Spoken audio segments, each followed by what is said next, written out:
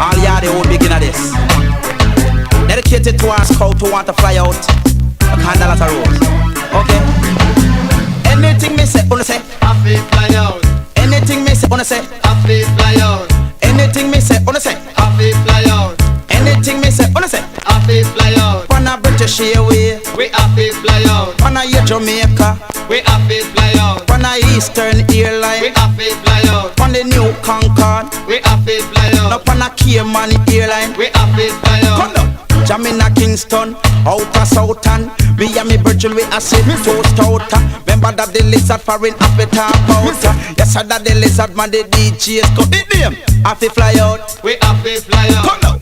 I fi fly out. We I feel fly out. Jam in a me house around 11:30. Me and me girl know what them call Rosemary. Telegram coming, man, it coming for me. No, signed by me sister and me auntie. Now them want that the lizard in a foreign city. Pack up for me clothes, man, immediately. Jump in a car, me said that a taxi. Which part me reach out and a man monthly. Now they plane it, lift up across the Caribbean Sea. Now everybody man them start to sing for me. Them say, foreign can't miss me, it can't miss me. Foreign can't miss me, it can't miss me. Foreign can't miss me, it can't miss me. In England, in Japan. Big body girl, big body girl, like how they sing big body girl. Them one thing like this here, big body girl, big body girl, like how they sing big body girl. Them one thing like some girl, nah no bottom, them nah have no bottom, have no bottom, some girl nah no bottom. You know hear that? Nah no bottom, them nah have no bottom, have no bottom, some girl nah no bottom. Me woman, my little girl by the name of Pam, girl come a dance with her 10-ton bottom. I move her body to the rhythm pattern. And everywhere they go, them a pay attention. A dreadlocks man, did a pay attention. A ball leather pass, me say pay attention. A flower gonna pass, me have to pay attention. Big body girl, I can't sing big body girl. And them a thing like some girl, nah no body. Them nah have no body, you see, nah no body. Them nah have no body. Taking a ride, it's alright. Here's the money. Taking a ride, it's alright. Here's the money. Cruising around with a jeep full of honeys. Each one want to introduce me to their mummies. Some want me back up and come over with my luggage. The ride won't be smooth, it will be rugged. My loving attitude extremely cold-blooded. If you want to ride, make sure you can manage. My daily menu is some peanut porridge. What's left to do is to do some damage. Taking a ride, it's alright. It's throwback. Here's the money. Famous dimension. It's alright. And I'm the program. Have you ever stopped to think what make a girl cheat? Have you ever asked her if she like how you do it? You need to check yourself before you start kiss your teeth. You're not ready for this yet, boy. Have you ever wondered what make a girl come? A woman must be satisfied before you say you're done. You can't say a thing if you end up and get fun. You're not ready for this yet, boy. You're a little fool as I am rule the world. And with my bum scary and I sleep over world. Get your act together before you look another girl. You're not ready for this yet, boy. Did you even realize a woman have mood? You have to know for younger let when girl are one rude. That's why you need a man I eat bully for the boom. Oh no, not ready for it. Oh no, not ready for it. Oh no, not ready for this yet, boy. It was under the sycamore tree. A boy want me bow, want me tell him to flee. I tell you it was under the sycamore tree. The sun stopped shining for them. Tell you it was under the sycamore tree. A boy want me bow, want me tell him to flee. I tell you it was under the sycamore tree. The sun stopped shining for me. Well, remember when we used to row? You used to drop your hint and me think you did a gal. But me a goody and me never know how. Furthermore, me never decide to bow. Well, a long time your friend them did a leak, but you make it back and me never want speak. And me a gal we go on me church every week.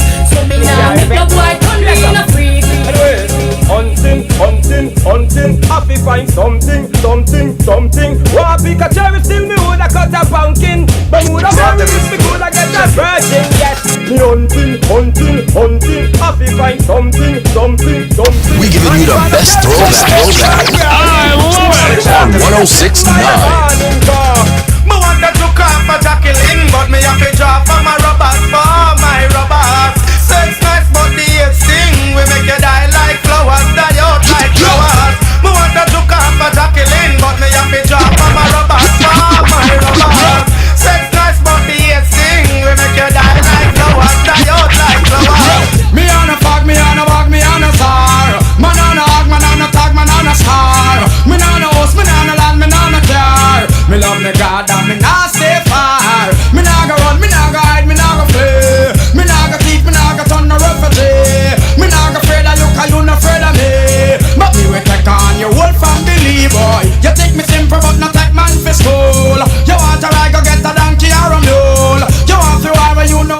Hey, you listen to the voice of the one and only Beenie Man, the king of the dancehall. Me live and me a stay. And from me little bit I just saw me the pay. I mean a sin a boy to make me run away. But me no punk for ya, I'm a no get hard. Me on a fag, me on a mag, me on a czar. Man on a hug, man on a tag, man on a star. Me on a house, me on a land, me on a car. Me love me God, so me not stay hard. In the summertime when the weather is high, you stretch right up. Throwback Thursday. You got me on your mind. I'm gonna drive in the ride and see now what I can find.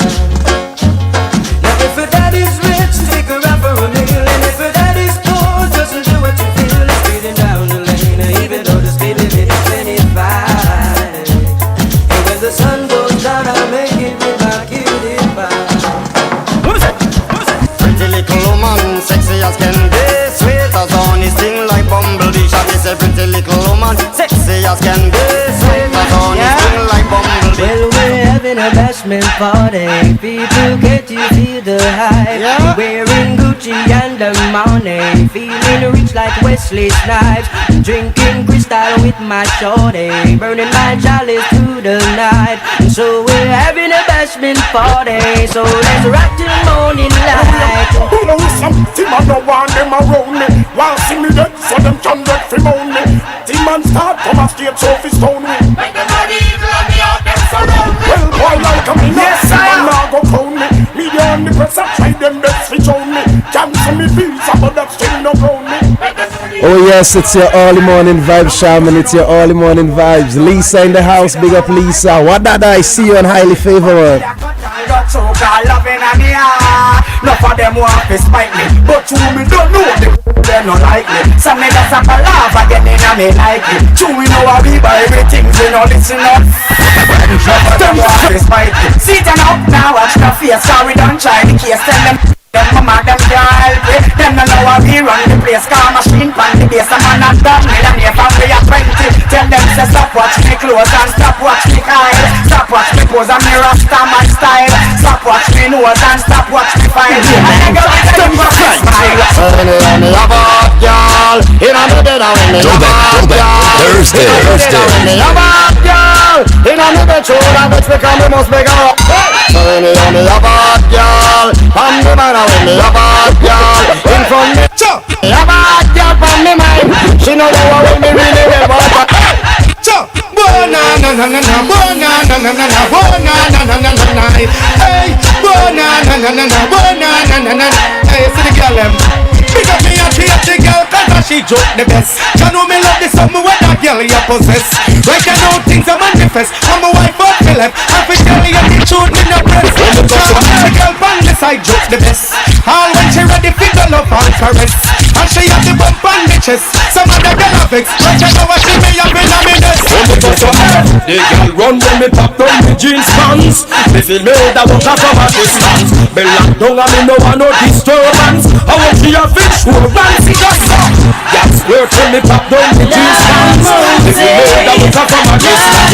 Me lock down and me no want no disturbance.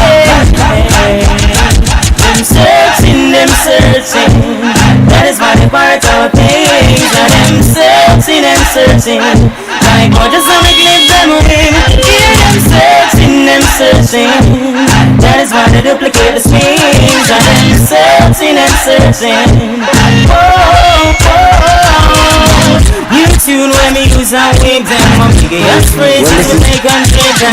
Some get to break, but a far it take them. Eager takes over, not a limelight take them. Couldn't ever get me down. Vocabulary worth a couple million pounds. When everybody got around, coming to you with the alien sound. Hear them searching. That is why the parts are things. And them searching and searching.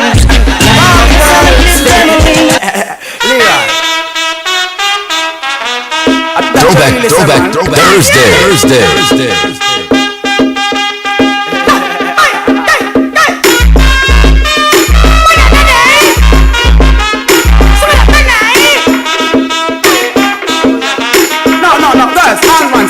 Y'all are going to take me chalk and mark up your black book. And he said, inna your shield him go and shoot me in him long suit.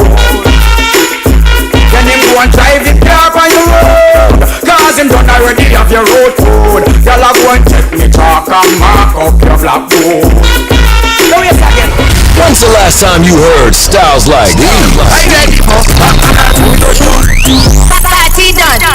Throwback Thursday.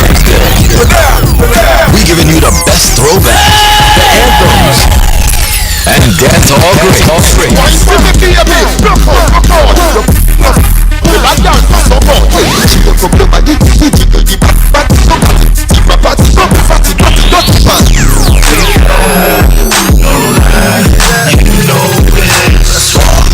Throwback Thursday. When the top boy evolution. Boom 1069.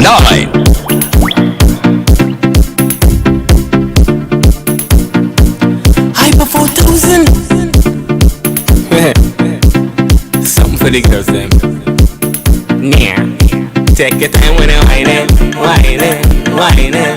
Take your time when you're whining. Take your time when you're grinding. It's carnival in a love thing. Just stop with your teasing. The way you're whining past me, you're moving like it's me lover. You're just me lover. You know you have your man, and I have your wife. Hey, it's just after 7 a.m. It's just after 7 a.m. You're whining too hard, girl. You really get it on hard. You're whining too hard, girl. You're whining too hard. You're whining too hard, baby. And as usual, we're shouting out those on the lives. Michelle, I see you in the house. You know, I see so much folks in the house, man. We are live on Throwback Thursday. Give me the front, you put your head on me chest. I don't know what you want, but there is one thing I know. You're whining too hard, you're whining too hard. Them wine you're giving too dangerous. You're moving like no one can see us. Your show singer is not your status, eh?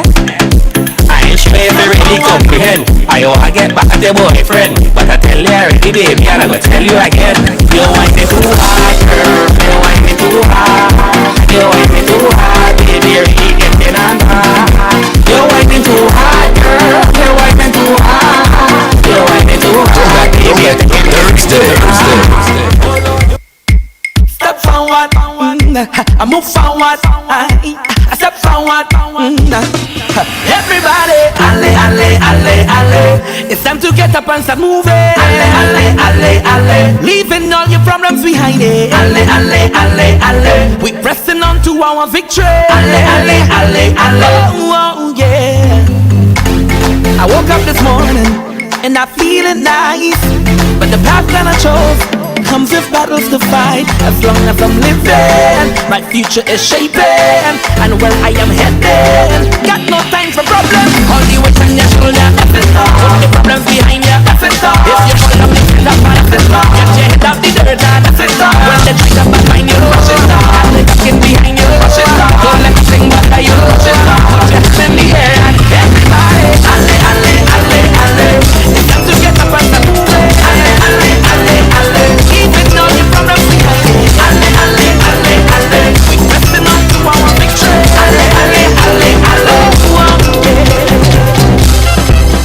We giving you the best throwback. I love it. On 1069. Mario, hear it, boy. You hear it, Mario. You like that rhythm? Them get You're feeling it. Them get Hey, it's Throwback Thursday, Shady boy, Shady done a bust a sweat already. Shady morning sweat. Hey, we are receiving report that there is a fire in or there was, I believe, there was a fire in the Freeland, Mesopotamia area. We're advised, There were police and fire trucks and stuff. Shady said that he heard stuff earlier. Yeah. Sirens and stuff as he was coming down. We're still family is still trying to recover after fire. Nicole Brown is still recovering. We're told she's a very good person. So we're hoping all goes well for her. I know the family would have set up a GoFundMe page. Yeah. So folks, if you want to help those who are in need, you can go and check out Nicole Brown's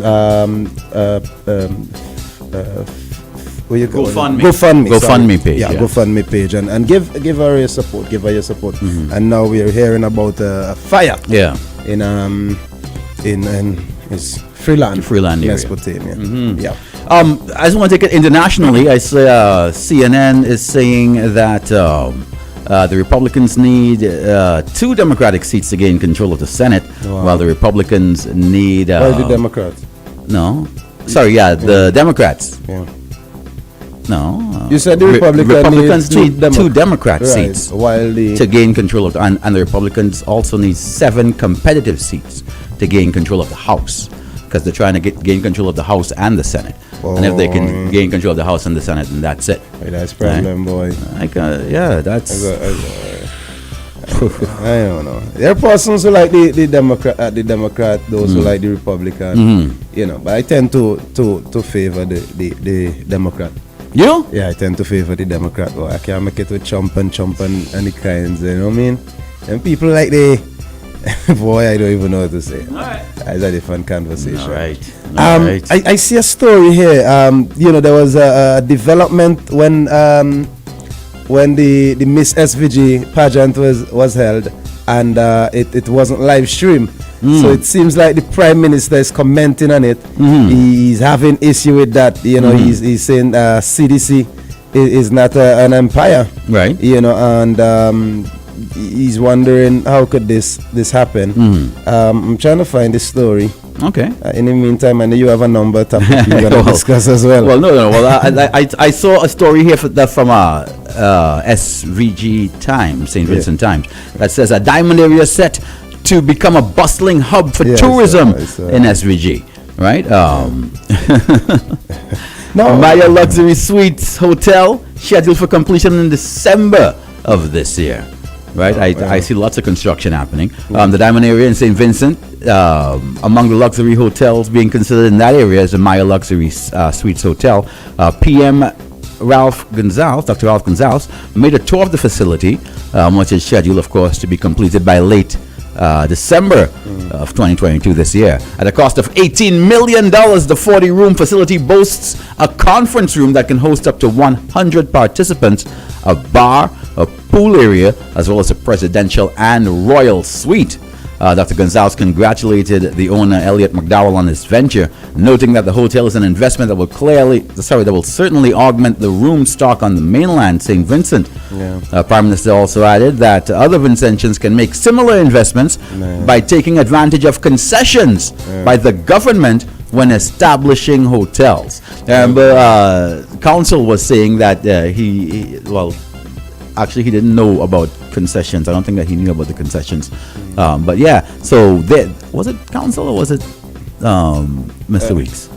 Anyways, I remember. There are concessions for local investors once you're doing a hotel. Yeah, that's good. I mean, I want to put an audition on my place. So if I get but that's not a hotel. I make it into a hotel. I tell you how you live in. That's a doom room.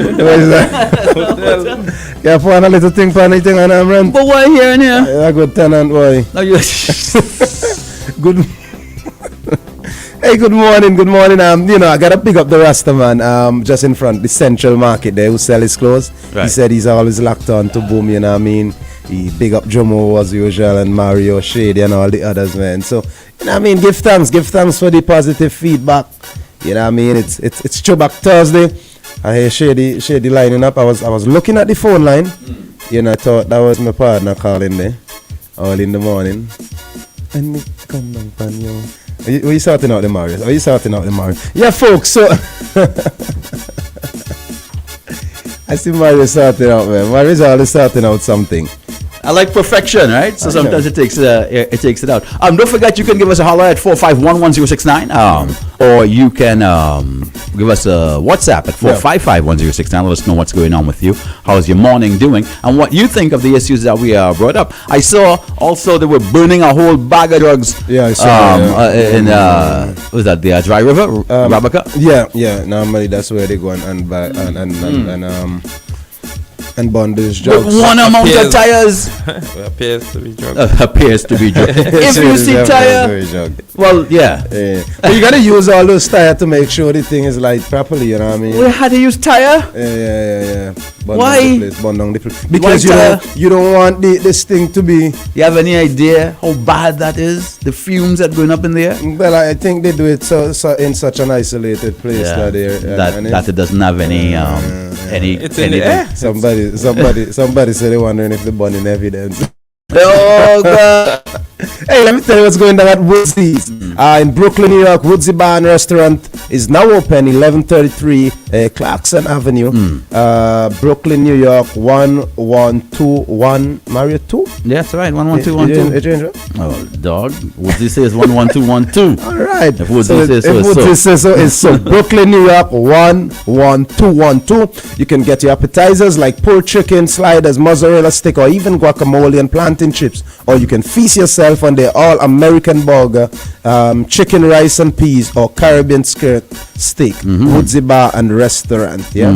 And Woodsy is not just about serving your skirt steak and stuff too. You know, it have real things going on with Woodsy. Woodsy have things like throwback comedies, karaoke Fridays, and of course reggae nights happening November 12th. The live reggae band Easy Skanking is going to be in the house. Ras Dropper is going to be in the house. Music by DJ Nip and DJ Easy Sounds. Woodsy's is the place to be. Cover charge is $20. Doors open at 8 p.m. Woodsy's, 1133 Clarkson Avenue, Brooklyn, New York, 11212. And guess what happening now, Mario? But it seems like Santa brought a gift for you. It's cash plus business. Tell me. Hey, plan and enjoy this Christmas season with KCCU Cash Mas. Get up to 20,000. That's right, 20,000 this Christmas season with our Christmas loan Cash Mas. A loan designed with a super low interest rate of 9% with absolutely no payment until January 2023. New members, not a problem. Same day approval. What? You can call KCCU at 457-2409 or visit their office located at Granby Street, Kingston today and have yourself a merry Cashmas. KCCU terms and conditions apply. Yeah. What you have there? I'm gonna jump out to have some ads and pay some bills and come back. All right. Sounds good, buddy. Sounds good. Vitalize your game with Vitamalt. Uncap your Vitamalt. Look under the ground to win. Free Vitamalt. 4-packs, caps, t-shirts, mugs. Find Vitaplay. Let your journey begin for your chance to win one of 3 Sony PlayStation 5 by competing in our Vitalize Game Off. Simply place your Vitaplay crown and your contact information in a sealed envelope and submit to St. Vincent Brewery Limited in Camden Park. Vitalize naturally with Vitamalt and win. Free Vitamalt redeemable at outlets nationwide. All other prizes must be collected at St. Vincent Brewery Limited offices in Camden Park. Vitamalt. Vitalize naturally. Always wanted a motorcycle, but they've been too expensive. I pass in on my way to work, and then boom, I see courts of motorcycles outside. I'm excited. I get up one day, I go down, I spoke to this guy. I think his name was Sheena, this short, chubby little guy, I purchased 2 bikes so far. It was the 150 SL and the 250 Dragon. This blue, beautiful AKT TT Dragon. This is my baby. I call her Becky. Isn't it good to know that no matter where you are, you're covered? Covered by a company owned by Vincentians that understands your unique insurance needs. At Metrosint General Insurance Company, we've invested 50 years of service to guarantee that you have the peace of mind that you deserve. When it comes to motor vehicle, property, employer's liability, business insurance, and much more, we've got you covered. Our professional and friendly staff understands your needs and ensures you understand your options. Metrosint General Insurance Company. You see the signs, do what's right. Put a stop to child abuse. See, suspect, say! Among friends and families, a message from the Child Development Division within the Ministry of National Mobilization in collaboration with UNICEF. Higher education is a must for your future. UE Open Campus is in touch, no more than ever. We offer programs of quality, affordability, online, on-site, on demand. From undergraduate to PhD, fulfill your dreams, acquire your degree. At Open Campus, come in and see us. At UE Open Campus, your success is a must. Apply today. Visit our website at www.open.uwi.edu. You can call us at 456-1183. Isn't it good to know that no matter where you are, you're covered? Covered by a company owned by Vincentians that understands your unique insurance needs. At Metrosint General Insurance Company, we've invested 50 years of service to guarantee that you have the peace of mind that you deserve. When it comes to motor vehicle, property, employer's liability, business insurance, and much more, we've got you covered. Our professional and friendly staff understands your needs and ensures you understand your options. Metrosint General Insurance Company. Call us today at 784-456-1821 or email us at metrosint@vincisurf.com. It's Throwback Thursday.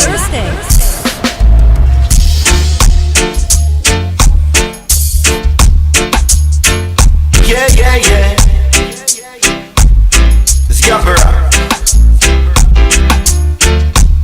I seen heaven. Serious.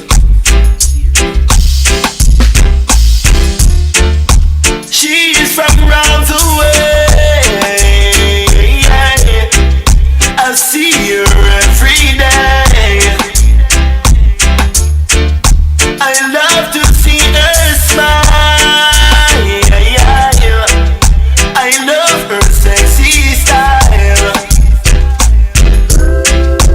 We were face to face, and to my surprise, she had heaven in her eyes, heaven in her eyes, heaven in her eyes.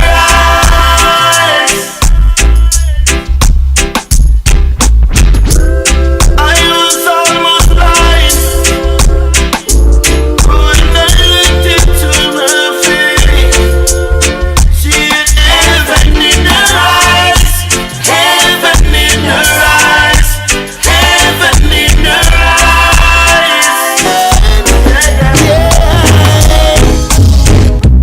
Anytime you need a lover, call on me.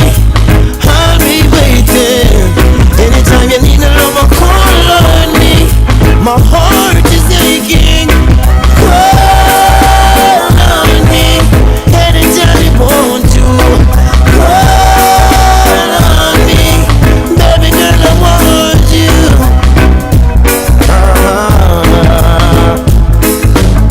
We grew together from way back when she was 9 and I was 10. She used to be my next door neighbor. She even went to school with my sister Makayla. Yeah. Now we're two grown folks. Years gone by and we still keep close. Loving me, I'm loving her the same. I just want you to know that I love you so.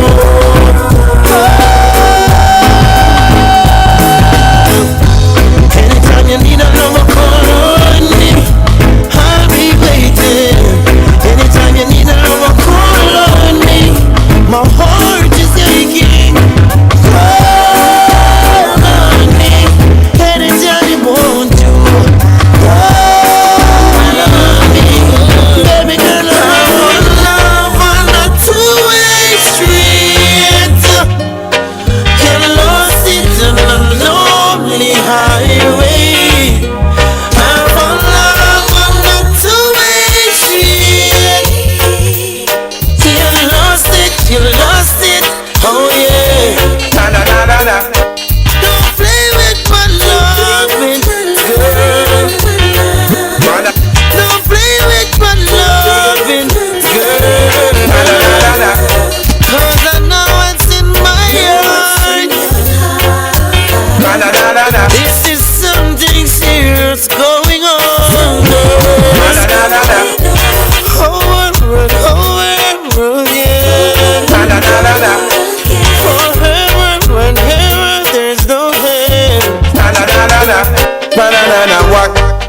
don't see. Hardly. Sometimes it's bitter like a gall. Sometimes it's sweet. What I don't see. Hardly. Sometimes I try to make me fall, but I keep me on my feet. Sometimes I really put your mind at stress, but still just bless. Some dog I run past the neck, some soul I run past the nest. Start off that glitter is gold. You got to have a mind control. After the story has not been told. What I don't see, I don't see. Sometimes it's just like a call. Sometimes sweet. What eyes don't see. Throwback Thursday. Some want me stumble down and fall. Rasta people throw me down the feet. We walk on this and traitor, backbite a news carrier. They're wishing to see me fall, but still I see I answer me call. Blessing is for everyone, so keep the overstand. My people please be strong, to praise the Gideon.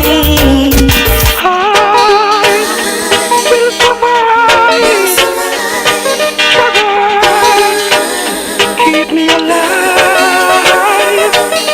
I will survive. Keep me alive. Maybe on my own I should get by. How will I know if I don't try? Must I deny?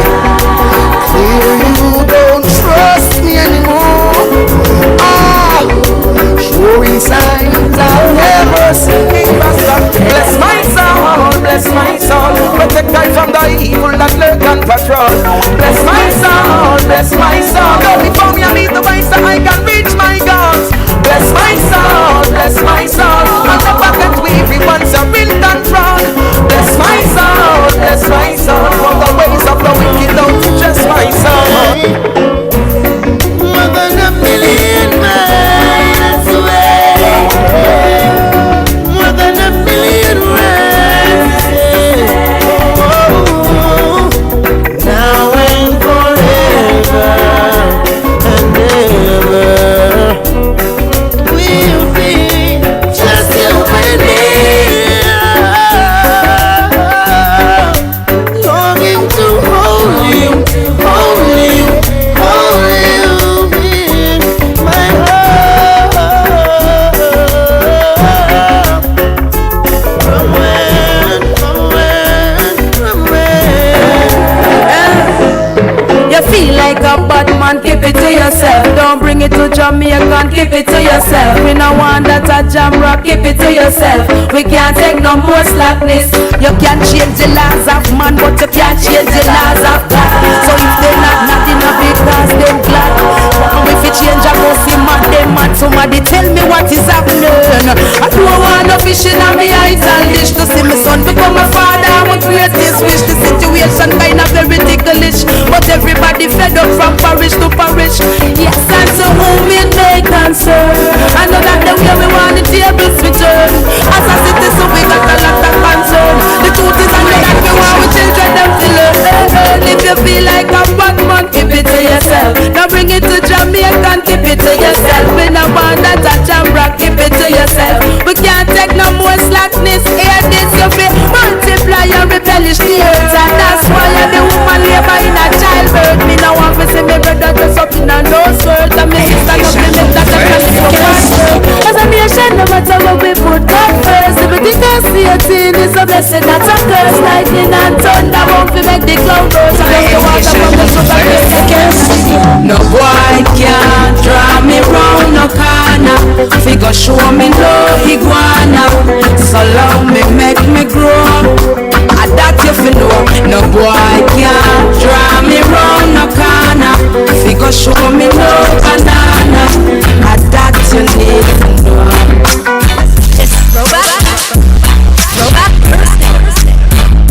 Talking about throwbacks. Woodsy's got throwback comedy. Eat your belly full, laugh your belly full, November 19th.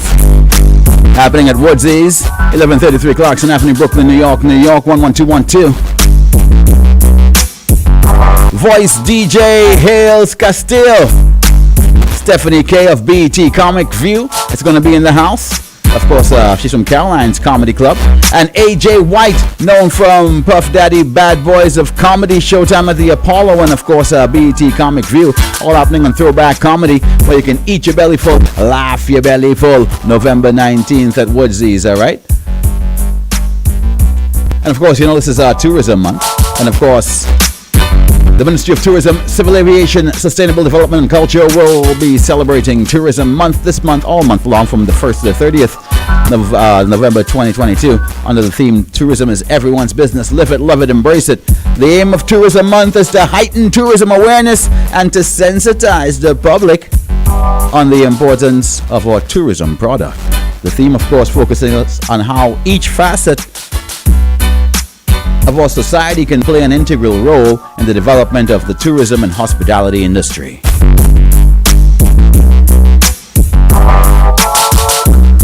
Look today. Talking about tourism, right? We were saying that Diamond is shaping up to be a tourism hub and hotspot. Yeah. See a lot of hotels going down and so forth, man. Yeah. What do you think about that decision, though? Do you think Diamond? What's the appeal with Diamond? Tell me what's the appeal with Diamond? Shady, what's the appeal with Diamond? No, you looking at me like you're afraid to answer the question. No. I'm asking Shady because Shady has been all over the place, you know. Yeah. So seriously, what's the appeal with Diamond? It's a nice area, right? Maybe the flatness, and so forth. You know what I mean? But nice grass and what's not. Maybe the flatness. I guess as time goes by, they will develop it, and you will see more of its appeal. You know what I mean? But it wasn't like one of those places I was expecting a whole host, hotels to be constructed, because I was seeing it as an industrial area, sort of like an industrial area. Right. So when the government takes an approach like that and so forth, you just have to watch and see. But in terms of Diamond itself, I could talk about how flat it is. So it probably might offer more opportunities for different activities. But in terms of the appeal, I don't know, to a great extent, how appealing that would be for tourists. You know what I mean? But because that's the Diamond area set to become a bustling hub. I mean, that's madness. Who's that, Chantel? My Chantel is here, boy. Yesterday I shout out Ella. I said, boy, Ella, we forgot to big you up yesterday. We didn't forget to big her up. We had so much things going on. It was just crazy. Ella, breakfast is coming again. Oh gosh. People will say you only bigging up Ella when you get breakfast. No, they can't say so, man. They can't say so. They can't say that. But listen, folks, if you're heading into town, or if you're already into town and you need some breakfast, you can check out Ella's El's Cafe, just across from Selwall and the Bank of SVG, down on Granby Street. Hi, Chantel. So you can check them out if you need your breakfast as well as your lunch. They have all that. Very tasty, of course, very tasty. You know what I mean? So big up Ella. Mario, I see Mario is always excited. Always excited when Chantel is in the house, Yeah, for real. Always excited when Chantel is in the house. So we have some things. I have no idea if it's what it is, but I'll let you know. We have some things. But okay, there was a story I wanted to draw your attention to. Yeah. And it is in regard to board houses, and a comment that the opposition MP for Central Kingston, Sinclair Leacock would have said board houses. About board houses. Basically, he was saying that we don't want any board houses. The Prime Minister was speaking about sourcing board houses from Guyana, some houses from Guyana, and Leacock said he expressed his opposition to that the sourcing of those houses from Guyana, and that was for some displaced families in St. Vincent, those who were affected by the disaster and some other stuff. But Prime Minister, speaking on the issue at hand program on Sunday, said that LICAC just doesn't know what he is talking about. The Prime Minister describes the LICAC comment about the wooden houses as absolute foolishness. I read his word carefully. He says he personally rejects it. Well, Sinclair LICAC, nobody's offering you one. Oh, you have your big wall house. And I shot fire in. I shot. You know what I mean? The Prime Minister, and he's a tall Twitter boy. He said, because LICAC said he personally rejects it, right? But the Prime Minister is saying, well, you know what I mean? Nobody's offering you one. Whether you reject it or not. You know, you have your big house. The Prime Minister further advised LICAC, don't waste your breath. If he was speaking from a policy standpoint, making specifically about the greenhouse, the Green Heart houses, the Prime Minister said, once we get them at the price which I believe we may get them at, we will buy. He added that not only will government buy the Green Heart houses, but will give them to people in the country, the poor and the working people. We will provide houses for them. Gonsalves said he saw a photograph of one of those houses and it was beautifully designed. Okay. You know what I mean? All right. So what have you read the words of Sinclair LICAC? Well, to the extent I didn't read all of it, but I mean, we could look it up. But then he was implying that, you know, the government, the country doesn't want any boat houses. They don't want to go back to a time of, you know, we used to have a lot of boat houses and so forth. So he's basically saying we shouldn't be going back to that. You know, and the Prime Minister, you know, he has a different position that, you know, these are persons who are displaced. And therefore, they whether or not you know, it's board or wall, you know, it's house. Exactly. So I mean, if you are displaced, Shady, if you are displaced, right? I put you on the hot seat here now, Shady. You are displaced, and someone give you a board house, right? A beautifully constructed board house. Now I ain't see the thing, but the man says a beautifully constructed board house, right? You'll say no. Why?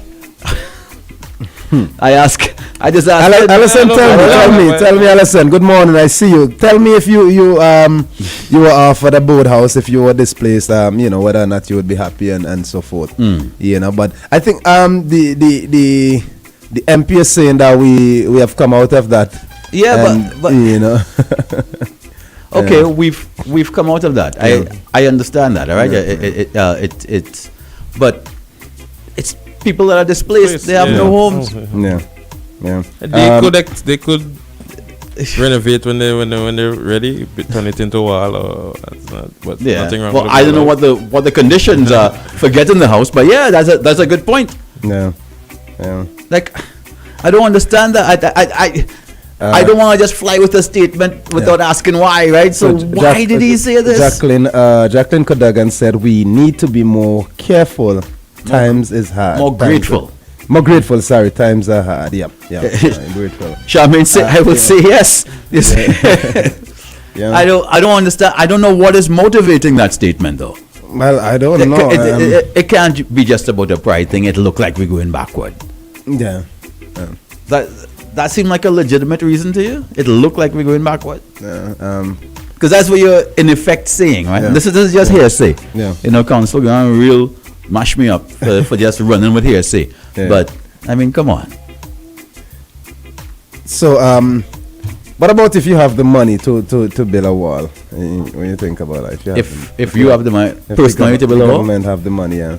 If the government have the to build a wall house, to build like a structure. Well, they don't have the money apparently, and again, a proper house, which is more expensive to build.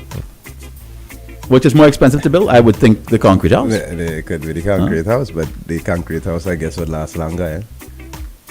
You know what I mean? Yeah, but you could build it in a concrete house when you're ready. Yeah, when you're ready. Yeah. Alison said for the time being, it's a solution. That's what I'm saying. To the situation. So I don't want to poo-poo on anybody's statements. You know what I'm saying? But why? Like why? We're going to dig up back. I know you have his number on speed dial. No. I got number. The Prime Minister Alika. Why do we try that out? So I had the Prime Minister number on speed dial. Huh? I ain't get the comrade number on speed dial. I don't know. I never see your phone. But you know Alika number is here like thing. No, but I mean, we don't that's yours. We don't see you in the next election. I think we just miss a call. Caller, please call back. But I understand. Most folks are saying yes. We have to be, as Jacqueline said, big up Jacqueline there in England too. Yeah, big up Jacqueline. Jacqueline Cadogan Kane. She's from Lomans. That's my good friend. Nice. Big up Chantel and all of them too. That's Jacqueline family. I know too much people, man. I know too much of people, boy. You're guys, folksy. guys, remember to share the live. That's right. We have a lot more to discuss because I think Mari have some. Well, I'm just flabbergasted that you're bringing all these good news, all these good things from the PM. Although Jomo yesterday said that was empty talk. Said yesterday. And I'm still looking for the 3-point plan from the government about how these fences are going to be mended with the police and the community so that they can get better intelligence and yada yada yada. But I think at least coming out and acknowledging it, as Max always says, acknowledging the problem is the first step in solving it. But you can't keep acknowledging it and saying, well, it's bad, and not give a solution. We have a caller. Good morning, Live and Boom. Good morning, my brother. Good morning, my friend. Good morning. I just want to keep saying every morning I listen to you guys because you all are basically not getting down to the fundamentals of what is really happening. You all are understanding that Mr. Gonsalves is a human being. I work hard to get him there. But if I'm telling you here, I could stand in front of the judge that he doesn't care. Let me say this to you. I remember when Mike Brown said, this is a very serious man. You know, when everybody, I'm talking here, literally everybody left Jesco. 115, everybody was willing to go home at 3, sometimes 3 o'clock, even before 4. I stood around with me and my store clock, and we stayed sometime until 8. We were committed. There were people who came to work and came in very, very early, 7 o'clock. They come from the country, they come from Lomans, they catch a van. Yeah. And these people are committed to the work, and they start to work very early. And when I heard Mr. Gonsalves said he was going to change from Jesco to Braxton, he said those people that were committed to the work wouldn't have to worry. Those people been stealing because there were people stealing. And you know who they picked eventually? Those who were literally loyal to the party. And so those hard-working persons didn't go. And you guys keep talking all the time about the economy, like it's an economy like St. Lucia, Grenada, Dominica. Not going to the figures from ECLA and looking and seeing St. Lucia, top of the ladder, Barbados, Antigua, and other. And we here basically, fundamentally, you have a budget of $1 billion. How could you do anything with short by 500 million? I'm not making it up. And you have to understand the reason why we are in the lowest ranking for every sector in the world, every sector, manufacturing, tourism, agriculture, dead, is because why? We literally mismanage. Corruption galore. I could tell you what happened at Jesco. I don't have to go over that, that is happening. But 500 million short means that obviously you can't do anything. So what you do, cut and paste. And you all keep constantly saying, Prime Minister, like if you say it, what happened? He might give you a little bonuses. I am saying, call him Prime Minister. Right. If he is listening, if he is caring, how could you look, my brother? We talk about you and maybe your family member. If I believe that maybe even if you had given him support, whether they give him support or not, Mr. Gonsalves must see you as a very productive individual. You're loyal to your country, you love your country. Yes. How could any individual, whether it was my son or Mr. Gonsalves, I would equally quit. How could he say, you know what, we have an experimental vaccine. If they don't take it, they're going to lose the job. How could anybody... We're talking about a completely different issue right now. I am talking here about compassion in your heart. And I'm saying that this is why. I keep saying to you all, that yes to Prime Minister when he could get back to the very reality that we have a constitution, we have people that we have to treat them equally whether they support him or not. Right. And unless he has to account for our monies, and under section 70, 75 and 76 he's not accounting for our monies, it means that our monies could go into their pocket or go anyway, and that is what has happened to Squandermania. And I'm only saying, hey, don't spoil him.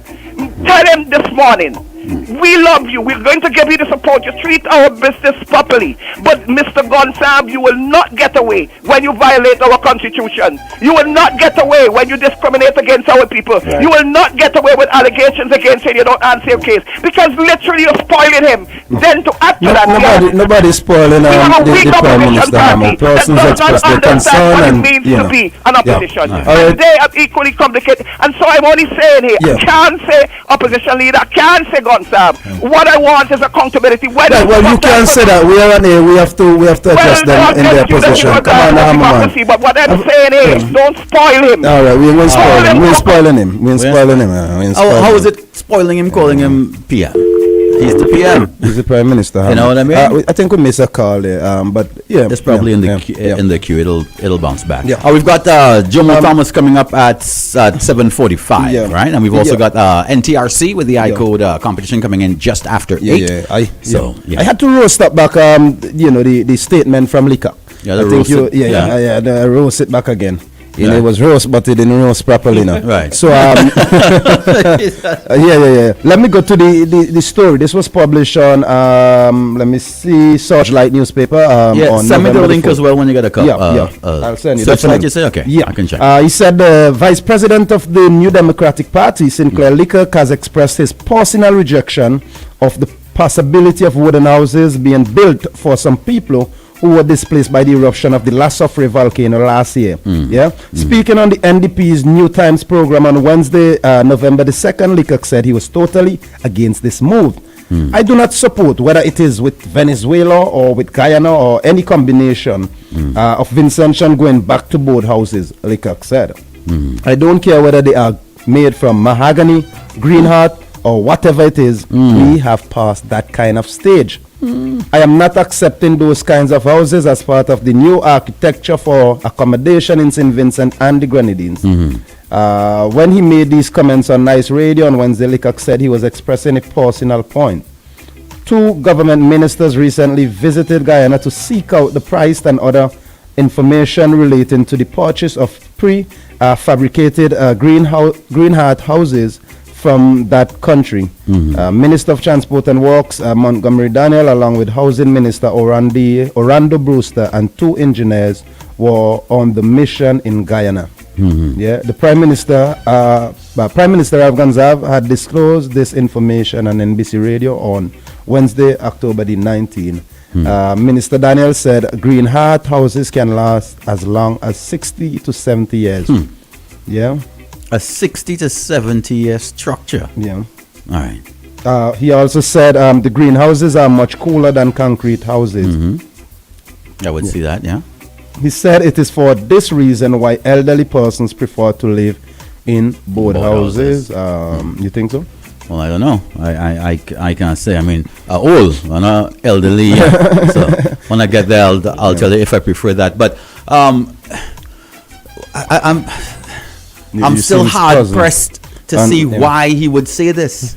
If it's just about he doesn't want to see SVG go back to board house. So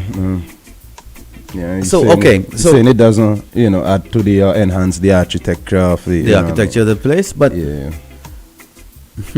people that pay big money for all kind of boathouse in the States and in Canada. 27 houses were recently constructed at Orange Hill and given out to some of the families who were displaced by the volcanic eruption. Apart from rebuilding, the government is also in the process of repairing a number of homes that were damaged during the eruption of April 2021. So you catch what he's saying. As you said, you wanted to get a bit of context. So that is what he's saying. I do not support whether it is with Venezuela or with Guyana or any combination of Vincentian going back to board houses. I don't care whether they are made from mahogany, green heart, or whatever it is. We have passed that kind of stage. Well, look, so do you think these songs arrogant, ignorant, or how would you describe the statement? How you describe the statement? It sounded kind of arrogant, huh? It's, I don't want to see it go back to Boathouse. But what about so all right, is he saying that there is an availability of concrete structures? What do you guys call it? Wall houses? Yeah. There's an availability of that just ready to put in place. Yeah. And is it going to be faster to get that erected than to get the other boathouses here? Yeah. Like, my only concern would be, the location where they're locating these. If they put it back in the red zone, something wrong. I think that's my biggest concern. Why? Because you don't want to put these houses in areas where they could be easily damaged. Areas that are prone to flood and so forth. Yeah, time for plain talk with the man himself. Yeah. Plain talk. Plain talk with Jumo Thomas. So much things to say right now. All your talk now on OMG.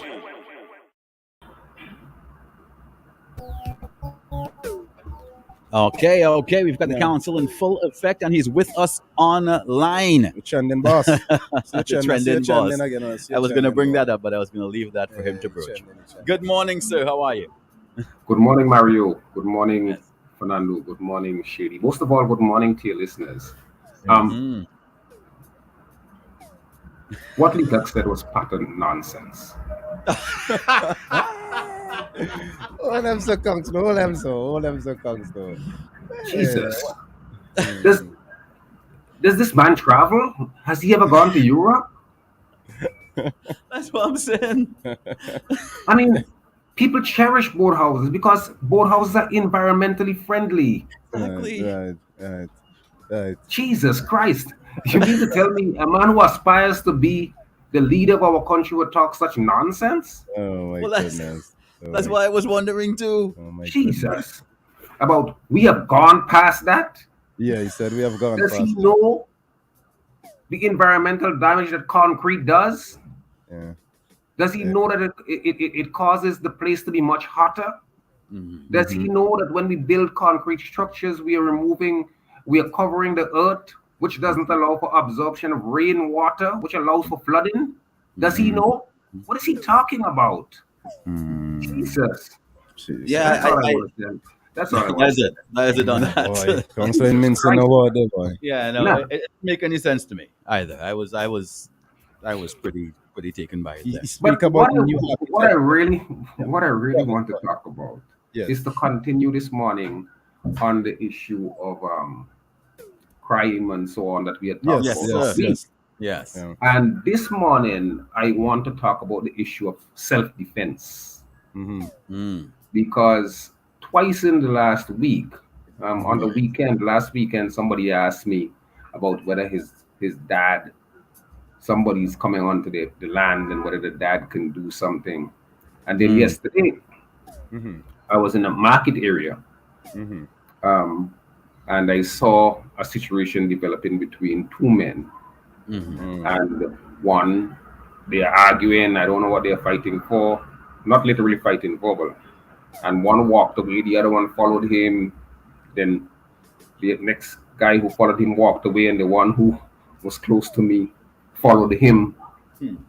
So, and because this issue looms large at times in criminal defense, I want to explain that what self-defense really is, because self-defense is the use of necessary, reasonable, proportionate force to defend oneself or another from imminent attack. Self-defense is a complete defense. If anybody roll up on me and I roll them out, and it can be established that I act in a necessary, reasonable, and proportionate manner, I would have a complete defense. It is important to understand that, I remember when we were growing up, we were playing, you playing in the yard, you tell a man, take first grip, so the man lock your neck, and you're trying to get out of it. Self-defense does not require you to wait until the person make a first strike. If you perceive that the person is going to reach for something, or the person has something coming at you, you don't have to wait until that person hit you in order to defend yourself. So it's force that is reasonably necessary. Right. Force that is reasonably necessary.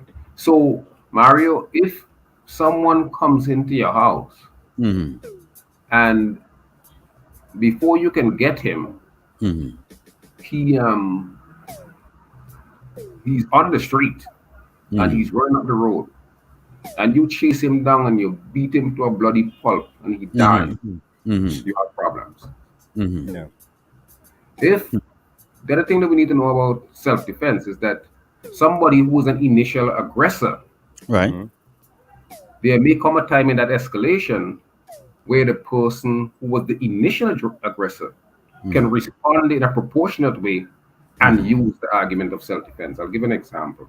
Right. Suppose, Mario, both of us have a beef, and last week you really put it on me, and I saw you, and I approached you. I said, all right, man to man, we're going to deal with this today. And when I rolled up on you, I did not realize that 5 other guys from your posse were there. So now it's 6 of you against me. And I realized that I am going to get a beating. I can take preemptive action. Probably, Sparrow had a song say 10 to 1 is murder. I can respond in a self-defensive manner because I'm trying to protect myself from imminent danger because the force that's coming at me is overwhelming. If in that situation, the court would rule after looking at all of the facts that yes, indeed, I was acting in self-defense, even though I was the initial aggressor. Right. For example, there's this classic case that came from the Privy Council in 1971. The case is called Palmer versus the Queen, where the Privy Council says the defense of self-defense is one which can be and will be readily understood by any jury. Only common sense is needed for its understanding. It is both good law and good sense that a man who is attacked may defend himself. Right. It is both good law and good sense that he may do so, but may only do so with what is reasonably necessary. The court goes on to say, if an attack is serious so that it puts someone in immediate peril, then immediate self-defense action may be necessary. Right. If the moment is one of crisis for someone in imminent danger, he may have to avoid that danger by some reaction. If the attack is all over, listen to this carefully. If the attack is all over and no sort of peril remains, then the employment of force may be by way of revenge or punishment, or by way of paying off an old score, or maybe pure aggression. There may no longer be any link with the necessity of defense. If a jury thought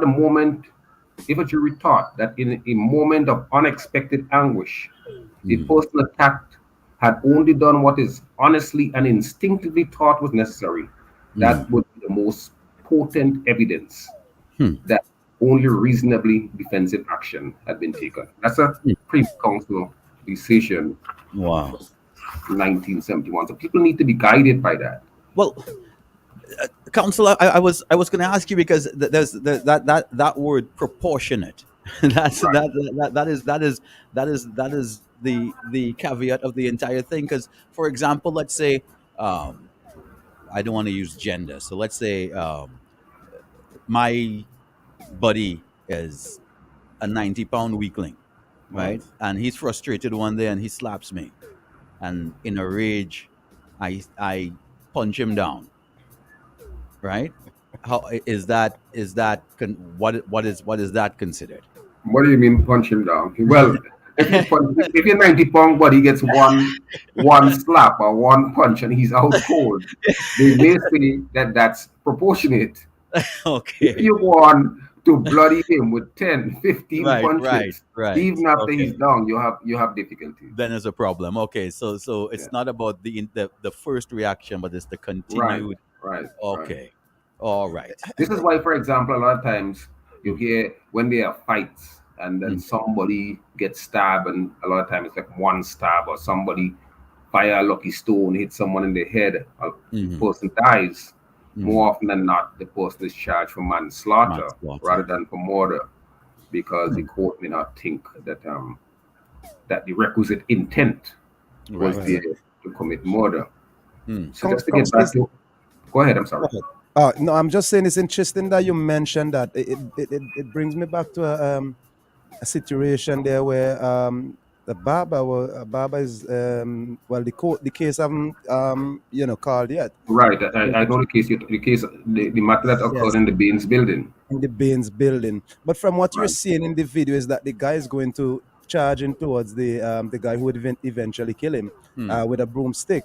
Yeah. And then that. So in essence, if you leave from a location, and you provoke someone, and it resulted. That may be trickier because if a broomstick really can do a lot of damage. Right. So, I mean, I don't know what level of provocation occurred. Right. And you know, in barbershops, you always have all kind of provocation, right? All kind of talk, all kind of old talk take place in a barbershop. That's right. And if one person gets annoyed or couldn't take the joking and decide he's going to get all serious, or she's going to get all serious, and she pulls a broomstick and is charging me with a broomstick, and I pick up a knife or scissors and I stab that person multiple times. I mean, it's going to be, I don't know. Like I said, I don't know the facts. I don't know what kind of level of provocation took place. I wasn't there. I did get a chance to view that video, but I don't think that video gave a good depiction. Right. So, but there would be witnesses there, and they would give testimony, and then I think the jury would make a decision as to whether that person. But I think the escalation with the multiple stabs is not going to be to that man any good. Right. But the judge would also be looking at all these things as you. Well, not the judge. The judge. Remember, the judge would only judge would only lay down the law as to what the jury should follow. It is the jury who would look at all of the facts and come to a conclusion based on the judge's articulation of the law to make a decision as to whether the person acted properly or not. Right. But you when you talk about force now, you said the force has to be proportionate. Yeah, because suppose for example, I come into that studio and I say, look, I've been listening to you for the last weeks, man. You're a joker, and I start talking, and Mario is telling me get out of the studio, and I still wouldn't leave. And then I pick up a cup. Let's say, I don't know, you probably guys have some cups on your desk, or you have a cup. And I picked up a cup and I toss it at you, and then you pull out a gun and you shoot me multiple times. I don't know. It may well be that because I entered that place, you have a right to protect yourself and to protect property. That would be a scene that the jury may look at, and the judge may direct in a way, or the DPP may not even get the judge or jury. The DPP will make a decision that we don't have a case here, as the DPP did in the CJ Weeks case. Right. I see Bart is saying you can determine if he feared for his life or not. I don't know if it's a question or he's telling you. You can determine. Well, that's the thing. The way the law deals with that, it's what an objective man, this objective man would think. As I said, I'm not so sure if I'm coming at you with a broomstick in a barbershop or in any public place that you could really argue that you feared for your life. I'm not sure that you can make a persuasive argument on that. Right. But again, like I said, I don't know what the level of provocation was. I don't know what they were talking about. I don't know any of that. Yes. But broomstick and a knife, multiple stabs, I'm not sure that you're going to. And then again, it all depends on what the person was saying when he or she Right. Yeah. the other person. Yeah. You know, Yeah, so there's that as well. The other Someone thing said, that okay, go ahead. Go Sorry. ahead. Go ahead. No. Go ahead. Someone said, Counselor, in emotions of anger and fear, anything could happen in defense. That is true? I don't know. Anything? No. I mean, look. If you feel afraid, yeah, and you act, the court would take that into consideration. Nobody, you know, there's this Israeli historian who said that no one can tell you how to grieve, meaning no one can tell you how to perceive threat. So if you perceive that you are in danger or imminent danger of serious injury, and you respond in a way, the court would take that into consideration in making a decision as to whether you have established the right to self-defense. You know, but your anger. Well, if you are angry and you are responding, like for example, we had a lot of cases over the years where men, and it's amazing that men do it because women don't. Then a man perceives that his girlfriend was unfaithful. He shoots her, he kills her. You never hear women do that because men are unfaithful, and men are unfaithful all the time. He shoots her, and then he would say that, oh, you know, it was aggravating to him. He may have a better defense if he's living with the woman and he walks into the house and meets a man there. Right. Right. And then that really acted on his mind and he responded impulsively. Right. But if he hears that she has an affair, and it may well not be true, some neighbor just talking nonsense, you know, if he just hears it, accidentally injures or kills the woman, then he would have real problems. We have a question here. If I have an unlicensed firearm and someone came into my house and I shot and killed him, can I argue self-defense? You have a problem. Firearm. Wait, huh? You have a problem. Really? That's like you have a big problem. That's like going to the police and saying that somebody thief your cocaine. Right, but you can get charged for the unlicensed firearm, but what about the self-defense claim? Well, which is an interesting point.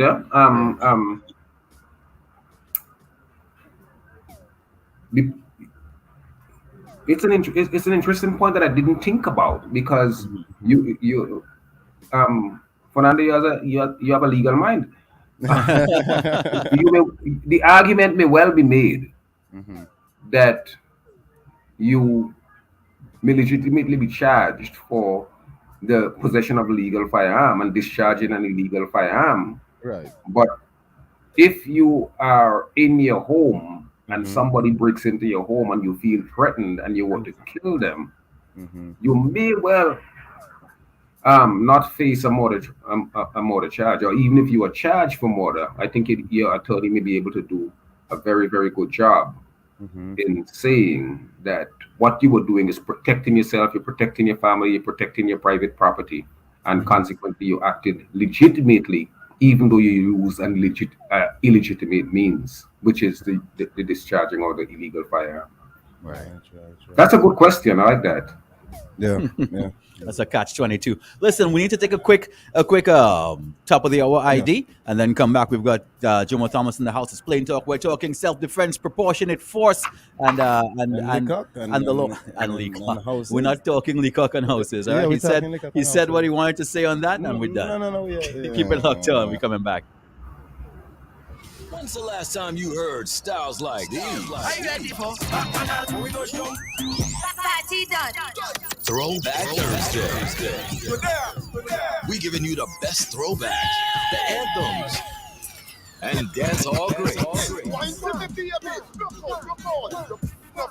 You like down for some more. Jiggle up your body, jiggle the back, your body, if a party, go be fatty, dirty man.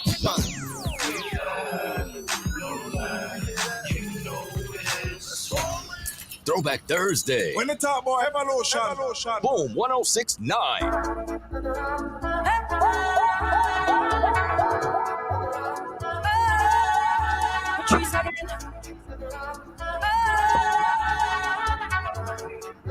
Patrice again.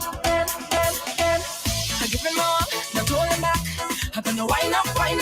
I'm not gonna cut no style. If any man wanna wind up on me, I behave rude, my bumper slack. I'm gonna grind up. Can't you see how I grew up?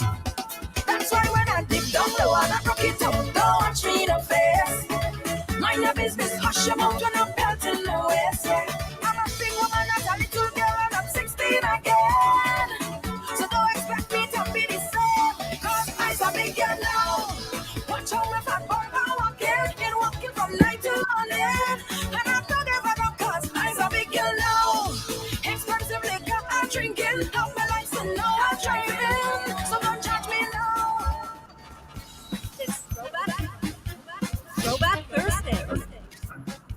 That's right, TBT, Throwback Thursday in the house. Got to let you know what's going on with our folks at Quartz. Quartz is letting you know that you can visit them today and ride off with your brand new AKT for as low as $5,999. With every purchase, you get a free helmet and a free delivery.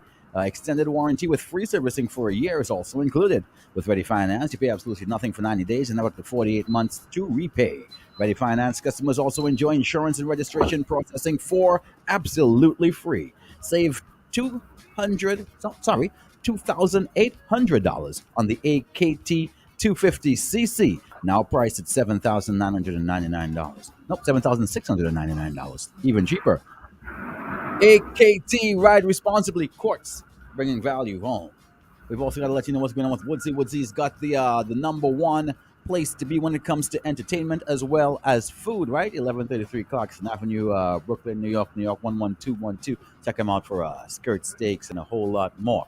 Woodsy's, good morning to you. All right, let's go back to council. Thanks for indulging us there. We're talking self-defense. We're talking proportionate force. Do you have any questions on the WhatsApp for or legal mind here? No. And if not, so council, do you think that with a at least a better understanding of what self-defense is and what constitutes it, that people would think twice at least now? Because I know it's a lot of times impulse, but at least now that's precisely the point. A lot of times people have an impulse, and sometimes they become so angry that they do things way and beyond what would constitute reasonable self-defense. I was moved to deal with this because, like I said last week, and I was talking to this gentleman who said that there was this man. His father had been complaining that there is a particular man who comes onto his land each time and steals his things. And the question was whether his father could legitimately shoot the man. Yes, you have a right to protect your property, but to shoot somebody who is stealing a hand of bananas, shoot and kill somebody who's stealing a hand of bananas, let's say, that may be disproportionate force. You could simply go on the phone and call the police. Right. Okay, we've got a call on the line. Good morning. How you doing? You're on Plain Talk with Jomo Thomas. Yeah, morning, guys. Morning. Hey. I gotta in the case where Fernando asked about the illegal firearm and killing an intruder, right? Yes. Now, I gotta ask Jomo this question. Jomo, wouldn't that amount to manslaughter? Right? Because the guy is an illegal firearm. Okay? So, now, if you look at the meaning of manslaughter, Jomo knows what it means, right? It's the killing of a human being without malice aforethought. Right? So it's an instantaneous thing, but because the firearm is illegal. No, but you see, you can't say it's an instantaneous thing because intent is instantaneous, can be formed instantaneously. So in law, intent can be formed instantaneously. So you can't say it's No. And also the fact that Okay, go ahead. No, but you see, the thing is, I don't know. I think I can't really agree with the council this morning in terms of if you got a good prosecutor, I am almost convinced that guy is going to be charged for manslaughter. Well, I'm not arguing. I'm not ruling that out. I'm not saying that can't happen. But I said when Fernando raised the point of him being charged with illegal possession, illegal discharge of a firearm, they could charge him with illegal possession of ammunition as well. All of those. I thought that was a good twist to the argument. But I can't say, because I'm not a director of public prosecution. That's the call of the director of public prosecution, or the office of the director of prosecution. And you also have to take into consideration. Okay, go ahead. You can't say it's just manslaughter, because manslaughter is really death by an unlawful act, which is distinct from murder, which is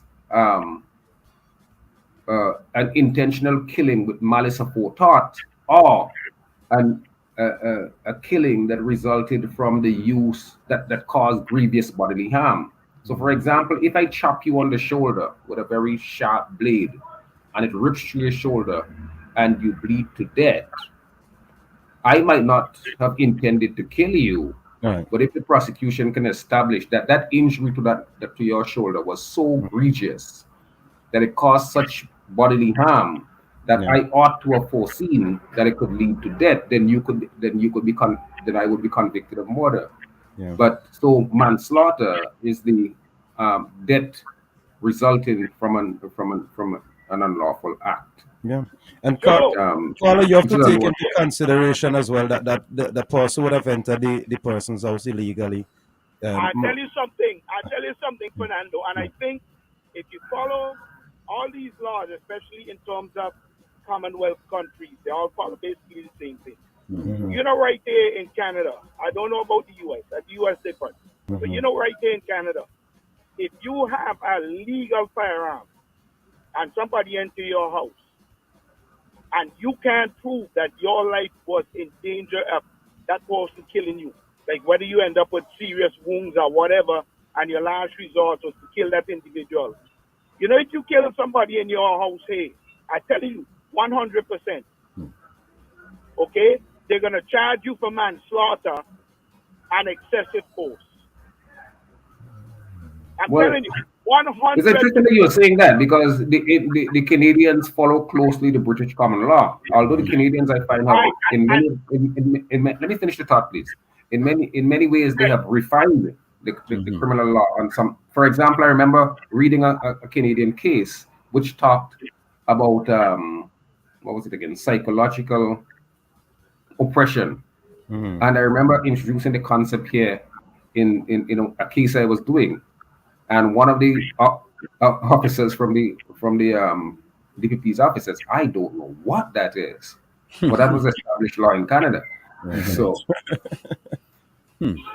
So go ahead, caller. Yeah, but you see, but that's the point. Like, you know, I tend to disagree. Not disagree in total. No, I understand. I mean, this is what it's about. You can probably agree. No, but it's a very interesting issue. Yes. Based on how cases prior to this issue coming out. There's some precedent. You understand? So it's interesting to see if that ever happens. What's going to happen? Because I can't agree that based on everything Jomo is saying, I can't agree with that. I still think that guy should be charged for manslaughter. All right. That's just my opinion. Thank you so much, caller. Thanks, caller. All right. Yeah. I don't think Constance ruling that out, you know, but no, I'm not ruling that out at all. I want to bring you an interesting case, and it has to do with the use of force by police officers. It's a case called Dadson. It's an English case, and it's a case in which a police officer shot and wounded an escaping thief. And at that time, if he's a fleeing felon, the law is that any degree of force could be used to arrest a fleeing felon, right? Right. But when he fired the gun, he did not know who the thief was. Mm-hmm. So he couldn't come to the conclusion this man is a fleeing felon. No. Guess what? What? The police was convicted of intentionally causing grievous bodily harm. Wow. Because the thief was shot and the gun was fired by a man, not caring whether the shot was unlawful or not. Mm-hmm.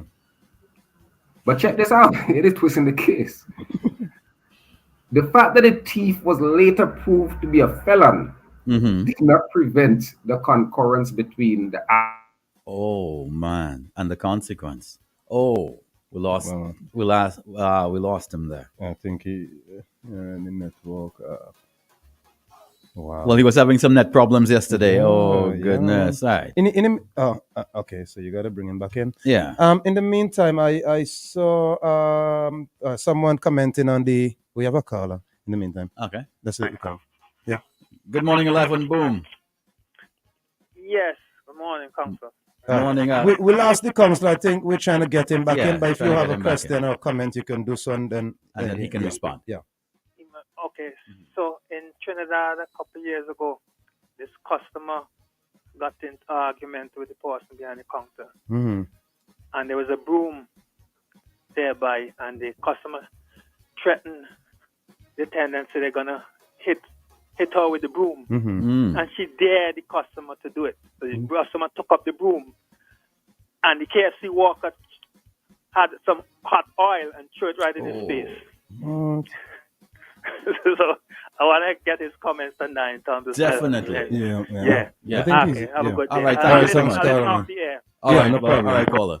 Yeah. Whoa. Yeah. That's Yes. definitely no. We're still. We're still waiting on Yeah, council. still waiting on council. In the meanwhile, we have a comment. Someone said Fernando Licak acting as though the government is obligated to have to rebuild houses for people.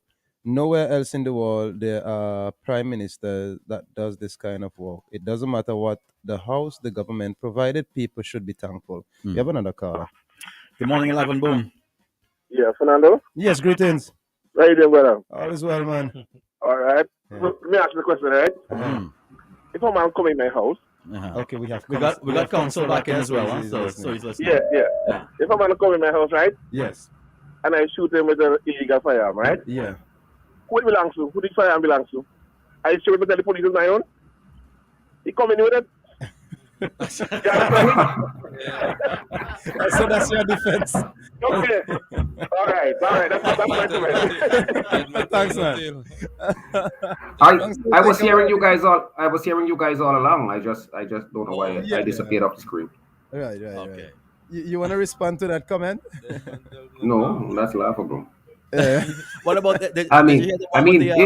If he's ingenious enough to say he took the gun from the man and shot him, I think that he walks clear, even though he's lying. He deserves to walk. Did you hear the No, I didn't hear the caller who talked about the incident from Trinidad. Yeah, he said that I heard up to the point. I heard up to the point where he said the attendant dared the person to hit them. Yeah, and then the person did so, and the attendant tossed hot oil on them. Wow. And what was the outcome of that case? He didn't say.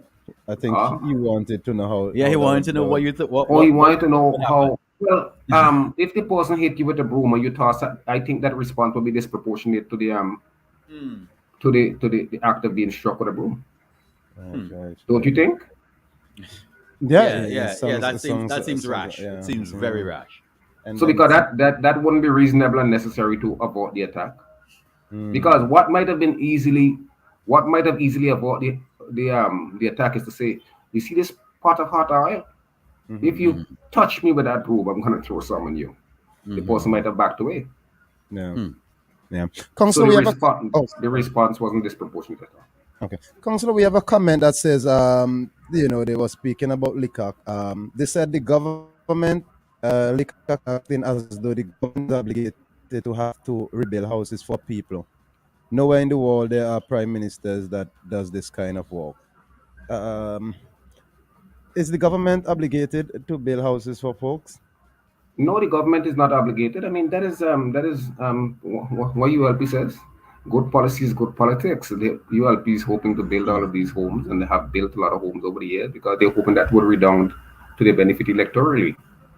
Yeah. But So- see, I've got a counter to that on Facebook saying absolute nonsense. Yeah. The government is obligated to provide decent housing or make sure it's available to citizens. You can't just How provide so? any substantial lodging and tell people accept that. Vincentians and But how is a green heart house a substandard a lodging? substandard housing? Do people know what green heart is? Green heart is one of the Doesn't seem strongest so. piece of board in the world. And even if it's a normal board that you can go by Correas or Hazels and buy or Lanes and buy, you get a new house that is a board structure, and it can house you. When I was growing up until I left to go to the United States, we lived in a house. It was a board house, Right. and when it rained, I mean, I had three other brothers and three sisters. The boys would go up into the roof with old cloth to try to chink the hole in so they don't get wet. So this notion that that I mean, what do you say? You can't pass that now? I mean, Yeah. St. Vincent has, in my estimation, one of the best housing stocks in the Caribbean. Having visited a lot of countries in the Caribbean, but that doesn't mean that you can have a good board house. In fact, if you go to Barbados, I would think probably up to 50% of the houses in Barbados still board to this day. So what would Leacock say they should do? And that's right next door in Barbados. I don't think they have an issue really with they didn't make a point about the greenhouses. I said they just said that the government is obligated to provide decent housing. No, but the government does not have that obligation. I mean, which part of the world does that happen? I mean, when in America, you work, you go to the bank, you get a mortgage, you get a loan, you're now burdened with a mortgage and you pay it off over 25 or 30 years and you own a home. In other parts of the world, that's what happened. In some parts of the world, the government may have part of government policy maybe to build housing schemes at low income. We have a number of them. That's right. We had the Stony Ground area was government housing scheme. The Lomans area initially was government housing projects, and there are a lot of them across the country. I think some of the houses are in Glen and so on and so forth. I'm not talking. I'm talking prior ULP emerging in government. So governments as a policy may want to do certain things that take their people along, but that is not a responsibility of government to ensure, well, at least not in a capitalist society, certainly, to ensure that people have housing. But I think it's very good policy to make sure that you can help in improving the housing stock and persons who are in a bad situation get a house. I mean, where I'm living now, I don't know if it was done by the government or some public agency, social organization, but there's an old man who lived in that area, and they have completely redone his house. They've even put on a sewage to his house and so on. He was living in a very small wooden house. They fixed it up for him and they put on a sewage to the back, which I think is really, really good. But that's good policy if the government did that. I'm not so sure that you have a responsibility to. But if a government takes that on as a responsibility and you are bringing homes to people, I think that would redound to the benefit of the government. Yeah. But maybe this is a good time for us to say until we meet. You guys like you run out of words. No. I'm just We're trying to you. wait because I remember back in the day with Dr. Eric Williams in Trinidad when they did horses over houses, right? When they put in the Queens Park Savannah, that was a big hoopla too, because people were saying that you should be developing housing for the population rather than putting in the racetrack. Of course, the racetrack brought in a lot of dollars to the place, but Trinidad has a housing scheme project, housing. Yeah, a large housing scheme project in Trinidad. Yeah. So I don't. But I don't think that Leacock was opposed to the housing scheme. I think he was opposed to to the board. The board houses. To the board Which houses. shows- That's right. and he actually, the unfortunate thing about this is that he thinks that the wall is an advancement. Right. Yes. Right. Because most people in St. Vincent have moved away from board to wall. Yeah. Yeah. He thinks in that. And part of the reasons why I think a lot of people moved away from board to wall, well, I think they bought into the culture that the wall was better. But more than that, they also wanted to be better protected from hurricanes. You know, I can tell you a story that my sister and her husband, they had visited Grenada, neither of them from Grenada, my sister from St. Vincent, the husband from Trinidad. They had gone to Grenada and loved it and went up to the northern part of the island in St. Patrick, saw property, bought it, built a house, boat house, because the husband is very environmentally friendly, very conscious man. And they built a house. And within a year, less than a year after they built the house, Hurricane Ivan, I think it was Ivan, in 2004, and swept away the house. And they tell the horror story of all of them. The house is gone. The only thing that all of them were locked up in the toilet area because that was a wall kind of structure. Yeah, right. And my sister tells the story that they were in there and it was getting really hot, and they opened the window and the force was so much that it ripped the window, the window in the toilet off completely. Her son was so panicked in the house, he decided, I am not staying in here, and he ran to the car and locked himself in the car. But so some people, and I don't think he was probably 2004, that's 17 years, he might have been 8 or 9 then. But so a lot of people move from board to wall because we are on that dangerous hurricane belt. And the hope is that the wall structure would offer more protection. But as we were seeing, people were building wall structures and they were building the roof in certain ways, and the hurricanes were coming and taking the roof. So now they are locking the roof into the concrete so that it's not easily ripped off. But this notion that you are going backwards to build a board house is nah. One more comment here. It says, Jomo, you need to travel. That's just not true. There is a social housing that is a government undertaking. It is an absolute responsibility. Food, clothing, and shelter an inalienable right. Yeah. So if food, clothing, and shelter is an inalienable right, how is it that so many people across the world don't have food, clothing, and shelter? And I don't know what this person, I don't know where the issue of travel comes from. Does he know that 250,000 people are homeless in England, one of the more developed societies in the world? Does he know how many homeless people we have in the United States, the richest country in the world? I don't know why people, and to make the charge that I need to travel. I have had the good fortune to travel to 65 countries on this planet. I think that's a good hit. Yeah. Definitely so. I think this is a good time to stay until let's we meet again. Let's give one final comment. Just one final comment. Okay. Board houses are more expensive to maintain, so having a wall house will be a better call for poor people who doesn't have steady cash flow. Any response? But that's a point. But if the government is saying that the plan is to build houses out of Green Heart, Green Heart. You know who has a Green Heart house? Basti Alexander. And I remember Basti Alexander building that house when I was a little boy. I actually have. If you go up to Murray, the house is still there. I've got someone here saying that they grew up in a Green Heart, Purple Heart. And I ain't no little boy anymore. No. Indestructible, they're saying. So ask him. Maybe one of the things you all can bring him on and ask him how much repair he has had to do on that house. Definitely, it must be more than 40 years since he built.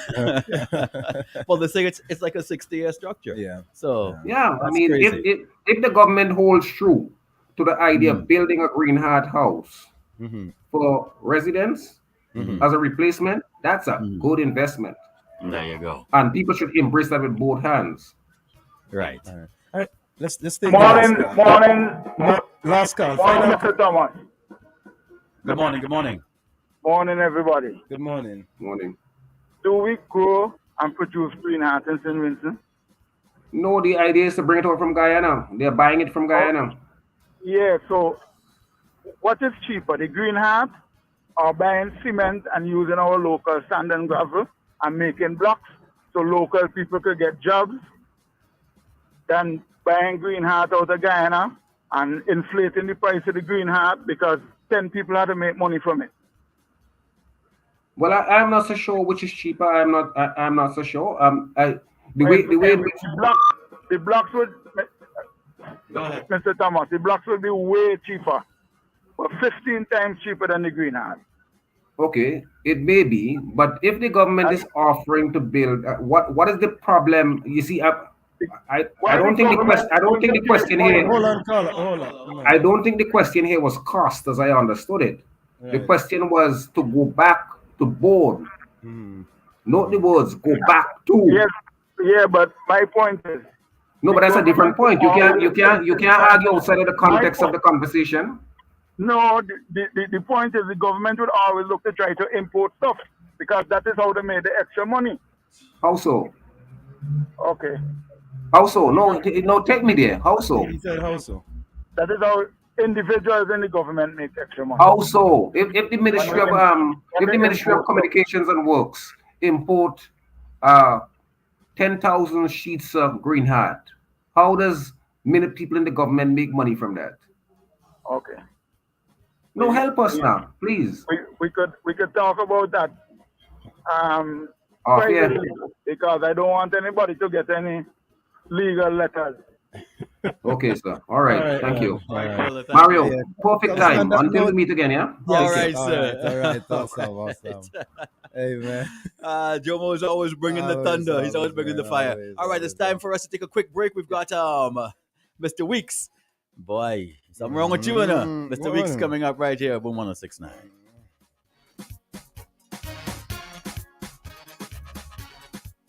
And save up to 35% off your lens purchase, plus a free eye exam. Payment plans available from 3 to 24 months. Book your appointment today online at www.quartzoptical.com. For your eyes only. Trade in your old glasses and save up to 35% off your lenses only at Quartz Optical. Value you can see.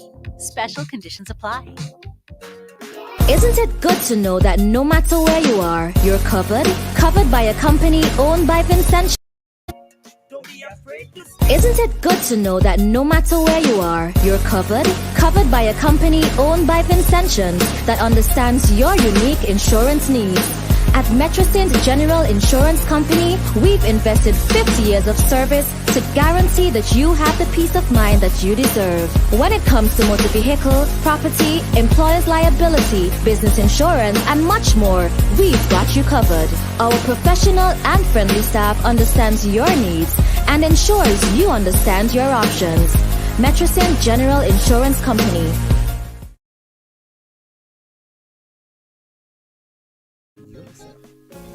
Isn't it good to know that no matter where you are, you're covered by a company owned by Vincentians that understands your unique insurance needs? At Metrosint General Insurance Company, we've invested 50 years of service to guarantee that you have the peace of mind that you deserve. When it comes to motor vehicle, property, employer's liability, business insurance, and much more, we've got you covered. Our professional and friendly staff understands your needs and ensures you understand your options. Metrosint General Insurance Company. Call us today at 784-456-1821 or email us at metrosint@vincisurf.com. Higher education is a must for your future. UE Open Campus is in touch now more than ever. We offer programs of quality, affordability, online, on-site, on demand, from undergraduate to PhD. Fulfill your dreams, acquire your degree at Open Campus. Come in and see us at UE Open Campus. Your success is a must. Apply today. Visit our website at www.open.uwi.edu. You can call us at 456-1183. Are you dreaming of home repairs, consolidating your debts, or shopping for Christmas gifts for the loved ones? With a loan from the Penny Bank this Christmas, you can start ticking those items off your wish list. The possibilities are endless. Get up to $40,000 in personal loans with an attractive interest rate and up to 5 years to repay. And here's a gift for you under your tree. No payments until January 2023. You can even qualify to be one of our lucky weekly winners in December. Visit the St. Vincent Cooperative Bank today or call 4561894. Promotion runs from the 17th of October until December 16th. The St. Vincent Cooperative Bank, the Penny Bank, and so much more. SVCDL terms and conditions apply. We giving you the best throwback. I love it. On 106.9.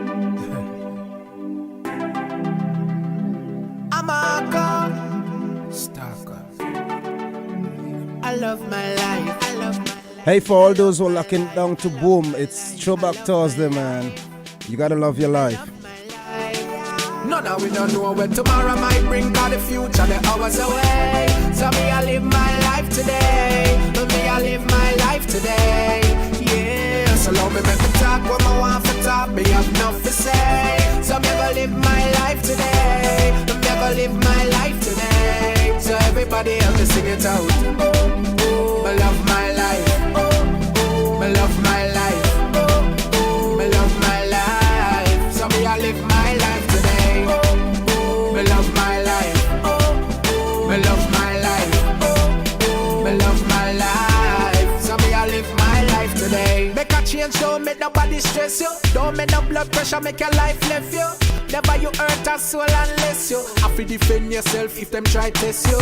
Thank God for my life, yes. Me wake up this morning and alive, yes. Make them go and judge, nobody no perfect. And Father God alone bring brightness. If you don't like come and say, go find the Lord. Me now no time for the work, a time so hard. Them now mad me now gonna psycho ward. Or go join the morgue, enjoy my life for y'all. Few friends when me have were dear to me. Me not trust people, so me choose them carefully. Them are not clean, so them can't come near to me, can't compare to me. No, now we don't know where tomorrow might bring, cause the future, the hours away. So me, I live my life today. Me, I live my life today. Yeah, so long me make me talk what I want to talk. Me have enough to say. So me gonna live my life today. Me gonna live my life today. So everybody help me sing it out. Me love my life. Me love my life. Me love my life. So me I live my life today. Me love my life. Me love my life. Me love my life. So me I live my life today. Life is so nice, so nice. Life is so nice. I wish I live a million. Throwback Thursday. That is a must, but me no want that more. Live forever. I wanna live forever. I don't wanna die. No, I don't wanna die. That is a must, but me no want that more. Live forever. I wanna live forever. I don't wanna die. No, I don't. Yeah, it's a Throwback Thursday here on Boom 106.9 FM. And of course, we're going to be making way right now for Mr. Weeks as he comes in to give us his take here on the nation's #1 trending Boom 106.9. Time to connect with the most loved man on radio. Sir Lancelot is in the building. All right, before Mr. Weeks comes in, I got to let you know what's going on. It's like Santa came early. He brought a gift for you early this year. Plan and enjoy this Christmas season with KCCU Cashmas. Get up to $20,000. That's right, $20,000 this Christmas season with our Christmas Loan Cashmas. A loan designed with a super low interest rate. Of 9%, with absolutely no payment till January 2023. New member? Not a problem. Same day approval happens for you as well. Call 457-2409 or visit KCCU Limited at Granby Street, Kingstown today and have yourself a Merry Cashmas. KCCU terms and conditions apply. We're holding court right about now, waiting for Mr. Weeks to join us with this contribution here on Throwback Thursday.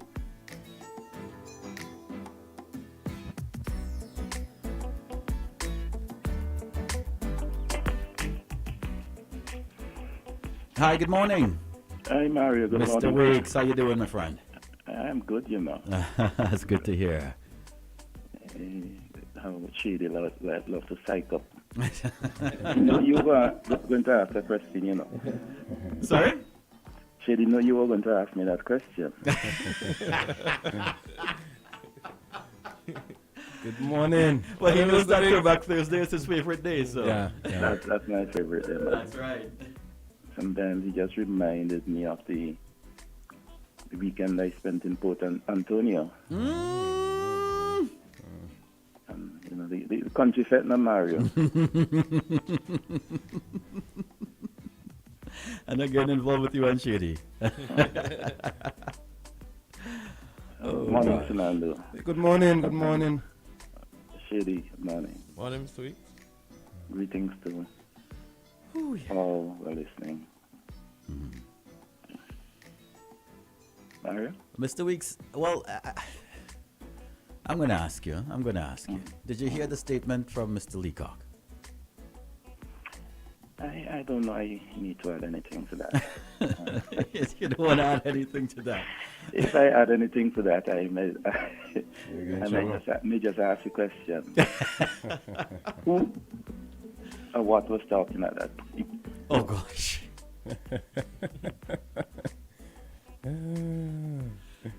Do you know about the Green Heart Wood? About the Green Heart houses?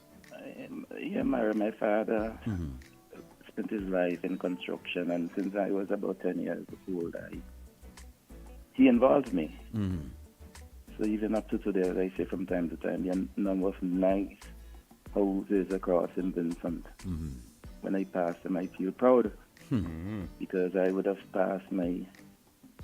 have to pass a bucket of concrete, not concrete, mortar. Because on a Saturday when he got an end to do, maybe put on some tiles or something. Right. Since 10 years old, he took me with him. But that, by the way, in terms of the Green Heart houses, when you drive in from the country and you get to Jack's Wall, just past Jack's Wall on the right-hand side, there's a nice building there. Anybody who pass, you can just look at that and tell me if you're giving somebody a building, anything looking like that, whether you're going back or you're going forward. That building was there since my days of, since I was going to school. And that is nearly a century ago, Mario. Wow. Nearly a century. Well, they said that it's on average like a 60-year structure. Yeah. So it gets much longer than that. I'm certain. Certain it gets much longer than that. Wow. My friend tells me that the house that she grew up in, she's in her 70s. That's there since she was born. Green Heart House. Yeah. So that begs the question: who or what was talking on that day? You just think that it's devoid of logic. Oh man. Are there many other things we can talk about? Yes, sir. Yeah, yes, sir. We can talk about agriculture and the eruption of Soufriere. I don't know if anyone can tell me whether or not the eruption replenish our earth after the destructive element of the production of bananas to export to England. That is something I hope somebody will be able to tell us whether or not the eruption of Soufriere replenish our soil. Well, I've heard a couple folks say that on their drives and stuff up there and making some hikes as well too. That they've seen lush greenery, nice looking flowers and so forth. So it looks like the soil is definitely bouncing back. So yeah, is it mineral rich? Is it ripe for sowing seeds now? That'll be a great question. Who do we pose that to? Well, I said the people and the folks in the Ministry Archive, but there's some very deep questions to be answered and some conversation to be had, and I hope we would have them in a sensible way. Right. You see, when you're discussing issues, Mario, there's those who say, I am giving critical support to the politician. But very often they confuse critical with criticism. Critical in that context doesn't mean I am supporting them by criticizing them. Critically support supposed to mean that I am looking for the critical point, the important point, and I'm providing support on them. Right? So a critical argument that was presented this morning. A man intruded my house, and I can tell the quotes that I got the gun from him. And as a result, I was defending myself. But how can you defend yourself when you have eliminated the threat? What you defending yourself against? When you took the gun from the man, you have eliminated the threat. Right. Well, at first there was a threat, and then he eliminated the threat. Yes. So you're saying as soon as you wrestle that gun away from him, the threat is non-existent? Yeah, so there's no self-defense after that. Really? You see, I think it was last year, there was a need for this kind of discussion. Because I always insisted that I can be on your property and I can have to defend myself. I can prove self-defense, even I am trespassing on your property. But sometimes the people who know better or who ought to know better, they provide a narrative that is less than what is warranted at the time. Mario, what is Ethernet? Ethernet? That's in your field, you know. He says it's in my field. So we can come back and talk about that maybe next week. Because that's a discussion that we must have as well. About the Ethernet? Internet and the internet and phone lines and so forth. Well, because that goes toward infrastructure and high-speed data transfer rates. So definitely, yeah. But I think the E in the internet speaks about energy and energizing the network. So while you're providing the infrastructure for speed, you have to keep it running, even when there is a power failure in the area. So it's an investment. But as I said, we can talk about that. Definitely. I can yeah. demystify some of the points. Definitely, I can have our resident IT in here to give some I would like to join in the conversation. Definitely, so. Because you see, there's some international companies who consistently check with a fool, you know. Oh God. And the authorities who ought to know better don't confront them in the way they ought to be confronted and defend the helpless people who are their customers. And then the issue of Diamond. But before I go to Diamond, I was actually gonna bring you back to that. So I'm glad that you raised it. But go ahead before we hit Diamond. But before we go to Diamond, I want to ask another question: whether or not the law provides for the cancellation of a gun permit or a gun license. And even before you cancel that, because there must be some procedure for you to go through. I wonder if there's an obligation on the part of the relevant authorities to seize your licensed gun, Mario,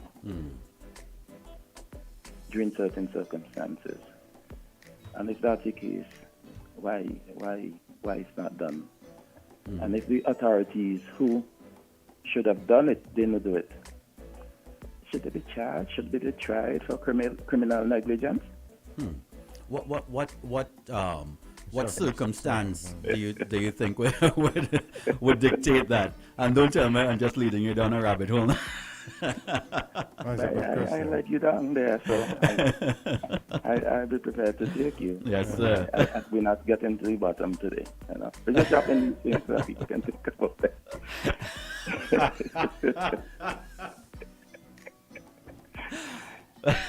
Mr. Weeks. They're causing chaos this morning, you know. All right. Yeah, so we can go to Diamond. Yes, sir. Because I asked the question, what? You're still looking for the circumstance. Yeah, I was looking for the circumstance. Well, he said he was going to come back a different day, and we'll talk about that. Because I remember the farmer, the caretaker for Central Leeward, Ben Exeter, he would have gotten his licensed firearm taken away under some circumstances. What were those circumstances? I think it had to do with displaying it in public, something to that effect. Mr. Weeks, you remember that? Well, usually I tend to stay away from specific individuals. Yeah. But the general thing is that if you pose an unnecessary threat with your licensed firearm, you and the reason why I'm not going into the details because I don't have how it is written in the law. Right. But in a general sense, if I have a gun, it is licensed, but I threaten to kill you with that gun, Mario. Or I display that I may use it to kill you. Then I think common sense tells me that gun should be taken away from me. Right. To protect you and to protect myself. Right. And if the person who should take it away from me didn't, then I wonder, especially if that person should do it in their official capacity. I believe it's a case of criminal negligence if I killed you, Mario. Because you officially should have prevented that crime. And if you didn't do it, your negligence allowed the crime to be committed. Right. And I believe you should be charged for it. Interesting take. I'm going to broach that tomorrow. No, not tomorrow. Sorry, Monday with the council. Okay. All right, my friend. Let's hit Diamond. Like I said, I saw a headline saying Diamond area set to become a bustling hub for tourism in SVG. In particular, the Maya Luxury Suites Hotel, which is scheduled for completion in December of 2022. So I drive past Diamond and stuff a lot. I'm trying to figure out. Okay, so how is this being transformed into a tourist hub? Like what's the tourist draw besides a big hotel? Yeah. Now I am the worst person to say that I know the area, so you can you can educate I know the me. area very well. Right. Since I was 10 years old, right, I was grazing cattle in the Diamond area. Okay. On the state land and on private lands in Diamond. So I know this area very well. Right. And even before that, my late father, at 12, 13 years old, got a name that he died with, from that Diamond estate. Because at 12, 13 years old, he left school and went to work on the Diamond estate. And based on the way he performed his duties then, his friends called him Diamond Strongman. And up to his death, he was known as Strongman, the Jockey Diamond. So I say that all of that to say it's an area that I'm very familiar with. It's an area that has a lot of ecology to it, because yesterday you heard about the law that was passed in 17 something that provided for an area to be kept to drive rain. And the rain was supposed to, along with other areas, should have come on Diamond, should have fallen on the Diamond Estate, because that entire state, well, like most estates in St. Vincent, were used for the production of crops for export. Yeah. So in short, I'm saying the Kings Hill Mountain is almost part of Diamond, and depending on where you're living, where you're located on the Diamond Estate, you get a marvelous view of the Kings Hill in the backdrop. You also have a view looking out at the ocean, the Atlantic Ocean, and the Grenadines, depending on where you're located.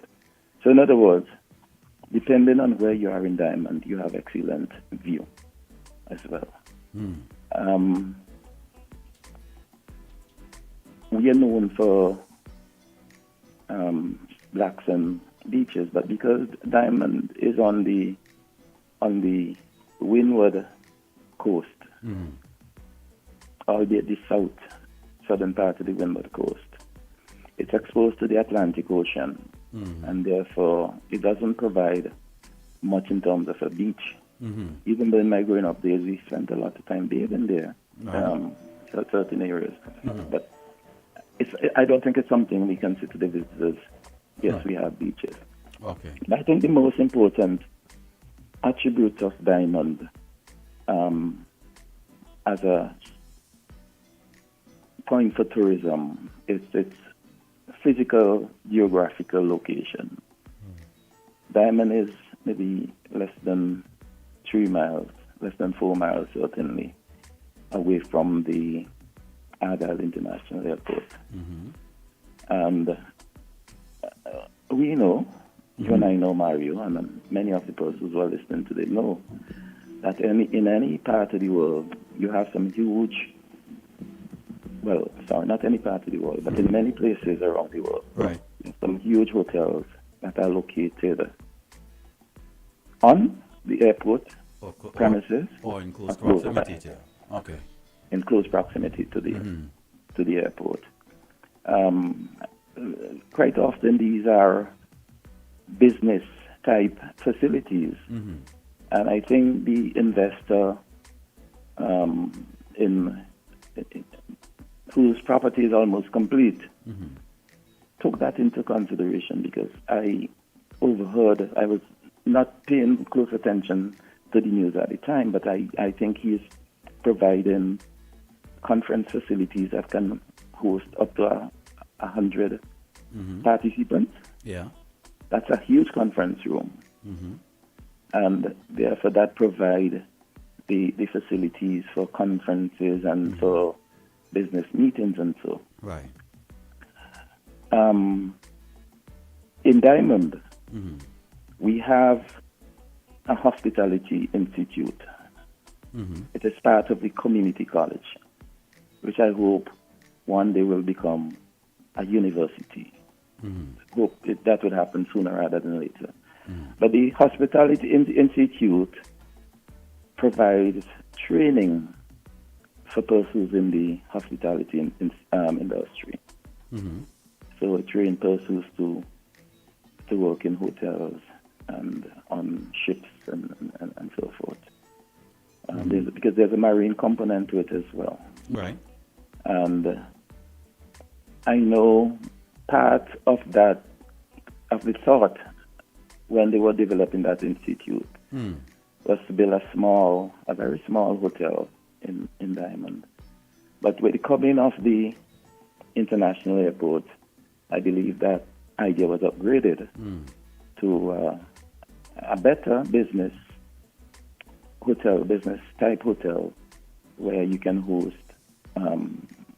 persons who are at the Argyle International Airport and needs to access accommodation, that they can find it quite readily there. So you can do that while you train your students in a controlled way in the industry. So in short, I'm thinking Diamond is is chosen because of its physical, geographical location. But there are some setbacks though, Right. and I hope that the residents are prepared. But because it's not the hotels that are constructed there are not on the beach.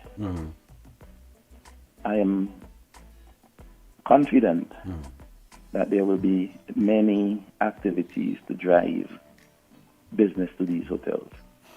For example, I often wonder, how can a hotel survive with 30 rooms?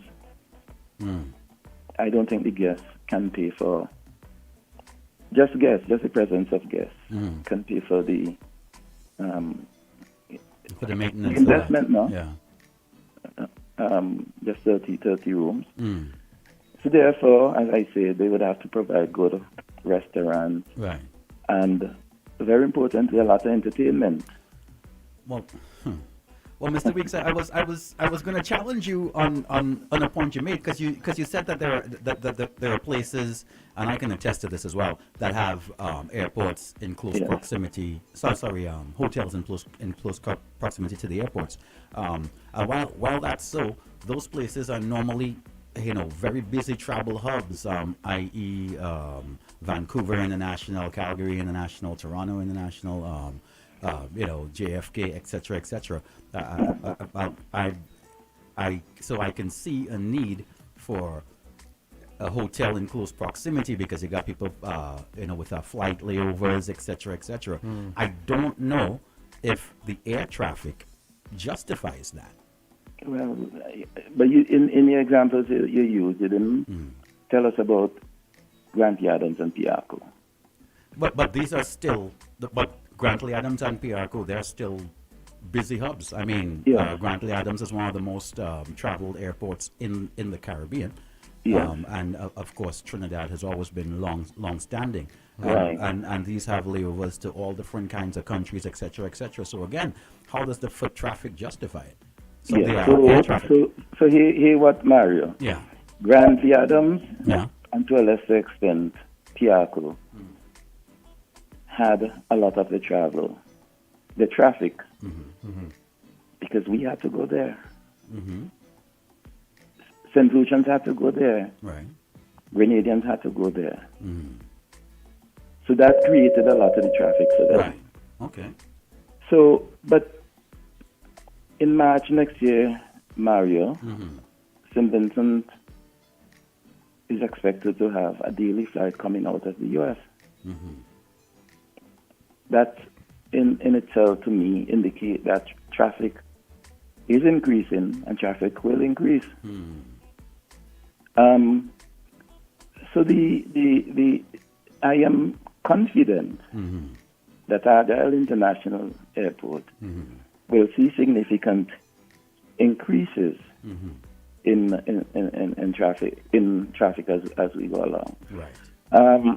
I don't know if you know that there was a time when Union Island Airport was one of the busiest. Union Airport? Yeah. Okay. Nice. In the Southern Caribbean. Certainly in St. Vincent. But even in this part of the Caribbean, Union Island Airport at one point in time was the busiest because persons went there for particular reasons. But to go back to the Diamond area, though, I started making the point that while the proximity to the airport is a factor, that cannot be the only factor that drives business there. And I was making the point that they would have to provide entertainment, so that not just visitors, not simply those who are coming to St. Vincent would use the facility, but those of us who live here can go there for a staycation. Well, not just a staycation, but to eat and to dine and to have a good time. So, and this is where it becomes serious. Right. Because around the Diamond area, you have some established residences. Right. The one that is nearly completed, that has homes immediately around it. And then we know the issue with noise, pollution, and so forth. So there has to be a balance. Not that I'm saying that Mr. McDonald, in his business plan, contemplate making noise, because I don't know. But I'm just making the general point that at these facilities, we can expect to get a significant amount of entertainment and entertainment value to drive local business to them. When the government-owned one in Diamond was being discussed, there were mention of pools and a number of restaurants and so. Right. And I didn't get the impression that these were provided simply for persons coming from overseas, but local persons would use them. And the argument may be made, well, the intentions don't use them, don't use those kind of facilities. But we're getting there. We're getting there. We will use them once they're available. Right. And they are made available at a reasonable price. So for the folks saying that sounds like a if you build it, they will come mentality. What you got to say to that? I believe in that. You believe in that? Oh gosh, Mr. Weeks, they can't stump you today, no? You build it and you make it that people, persons see it as valuable. Now they can get valuable entertainment. Right. Whatever provides satisfaction to them, they will come. I hear you. And St. Vincent is at a point far below our capacity to attract visitors. Right. I've said it time and time again, here and elsewhere, that visitors around the world will pay thousands of dollars to come to St. Vincent simply to see one bird. That happens. That happens today. That happens currently. And I believe there would be more of that.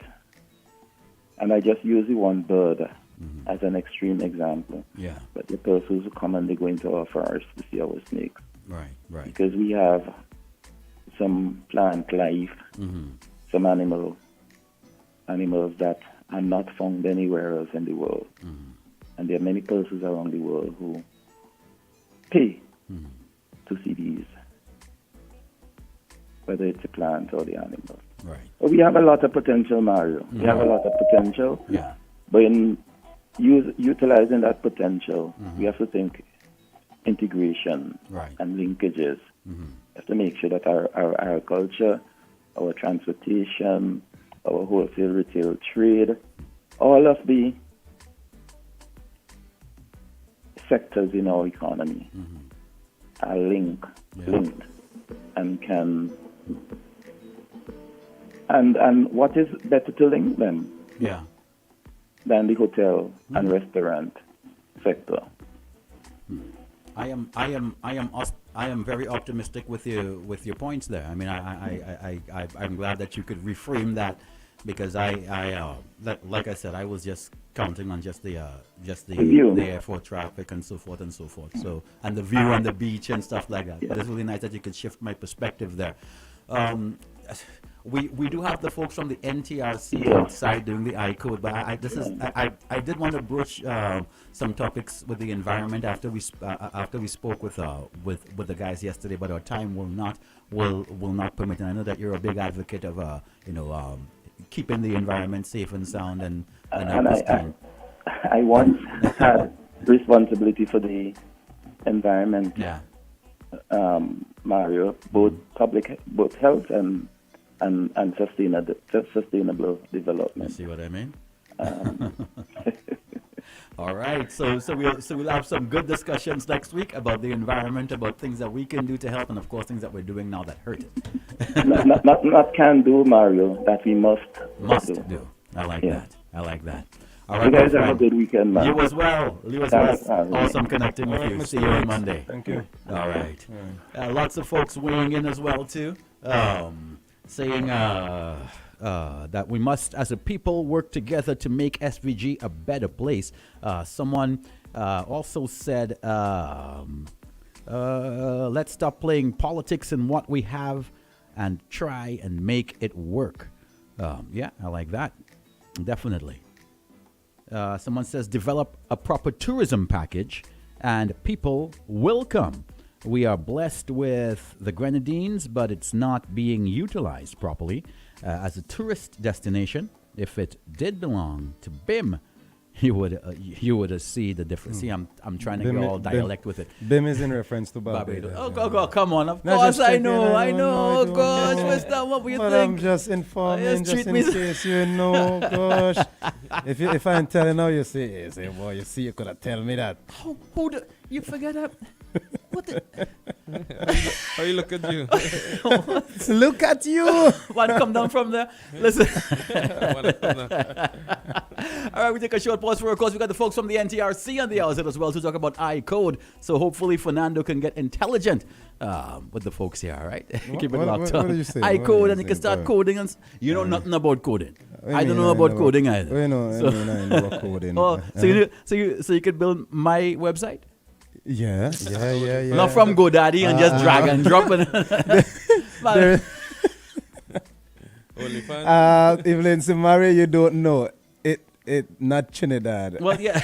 Oh God! You see, folks, you see when I try to help him, I just get it. I didn't think BIM was Trinidad and Evelyn. Plus BIM and Trinidad can't. Trinidadians.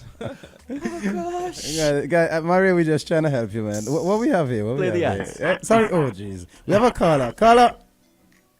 I wanna squeeze in real Oh God, boy, I just been going go to ads. Go ahead.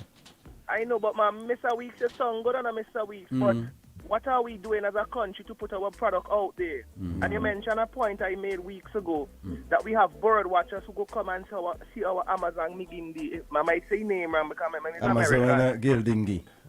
Gildingi. We are putting our product out there for people. Amazona Gildingi. Amazona Gildingi. We have one of the most unique birds on the face of the planet. Let me ask Mr. Weeks, are there any platforms for tourists to come and stand up and safely and use their binoculars to see the birds? Might have forgot gardens, boy. NevesIsland.com. Nevis Tourism Authority launches Times Square billboard campaign with vacation getaway. Are we investing our money out there to bring Vincent? Now let me tell you all something. Hotels are not a tourist attraction. Hotels are places people go to sleep after the tourist attraction make them tired. So the notion that it's going to come a tourism hub, to me, is foolishness. Because no tourist attraction was there to begin with. Yes, it's something authentic to Diamond. Right. But it's not necessarily a tourist attraction. If you talk to people outside of St. Vincent when they come to vacation in the Caribbean, what Diamond have to offer, that is not what they're looking for. You're looking for things like jet skis, and I've done my research myself over the years because Washington D.C. I live, and when I talk and I hear my Dotish accent, they want to know where me come from. And when I start to talk and I tell them, they say, oh, do we have jet skis in St. Vincent? Do we have parasailing in St. Vincent? Do we have excursions so you could go and snorkel and see coral reef like the Great Barrier Reef in St. Vincent? Do you have hiking trips that you could go to a waterfall and have cold water? I think they have Come on your skin and you could exfoliate. Do we have trips to go to a black sand beach down Diamond? Because everybody know about white sand beach, but when they hear about black sand beach, and we go down Richmond and the black sand beach and black people, I'm a part of Black Coalition movement on Facebook, and all the black people, Black Lives Matter, would love to do a marketing thing on a black sand beach because black sand beach full of melanin, the same carbon ingredients in a people black skin. We have plenty We here. could market our thing properly, but I don't want to take up all the time. But Mr. Weeks, you talk good, but you could sing better because right now you're spinning in the mud. No disrespect to you, big man. No disrespect, but I keeping it real and only real I could keep it. We spinning mud and the whole notion of build it and they will come is not quite true because look at Argyle International Airport. According to all, Argyle International Airport is supposed to be very busy right now according to what all was selling prior to it building and all now. Remember it had COVID and all those setbacks, so probably in the future it might Barbados had COVID, they bounced back. Yeah, but they were already established. The airport was already established. They bounced back. So we can't use the COVID argument when our neighbors are doing quite well compared to us. I was talking about the airport, the traction at the airport. Yeah. Same difference. Go on, Mr. The Hayabas. airport was already established long before us. I understand they established long before us, hence why they should have never convinced us we need $1 billion airport. They should have built a cheaper airport, and as the demand increase, you take a little bit and you add. You take a little bit and you add. All now Reagan National Airport is constantly adding on as they make money. You spend money as it come. You're not taking out loan to spend money in hope that it will come to pay back the mortgage and the mortgage can't pay back. We have foreclosure. Some good, simple economics, big man. Some good points there. I want to take over, I think. You're the higher boss. You're the higher boss. Higher in your... Higher, right up, right up, software and beyond. You know that. All right, buddy. Yes, man. Oh, jeez, brother. I can't go with Max. Oh, gosh. Mario, we got to jump out for some... Oh, jeez, brother. The phone line blowing up, but we got to jump out. Have to do we some have to ads, jump out, and we got NTRC coming up and right we have after. NTRC, yeah. All right. Always wanted a motorcycle, but they've been too expensive. I pass it on my way to work and... Isn't it good to know that no matter where you are, you're covered? Covered by a company owned by Vincentions that understands your unique insurance needs. At Metrosint General Insurance Company, we've invested 50 years of service to guarantee that you have the peace of mind that you deserve. When it comes to motor vehicle, property, employer's liability, business insurance, and much more, we've got you covered. Our professional and friendly staff understands your needs and ensures you understand your options. Metrosint General Insurance Company. The 45th anniversary, which will be celebrated in 2023. All theme ideas should be submitted via email to marketing@tccusvg.com on or before November 30th, 2022. The member with the winning theme will receive a prize of $450. So put on your thinking cap, be creative, put pen to paper, and win. The SVG TCCU terms and conditions apply.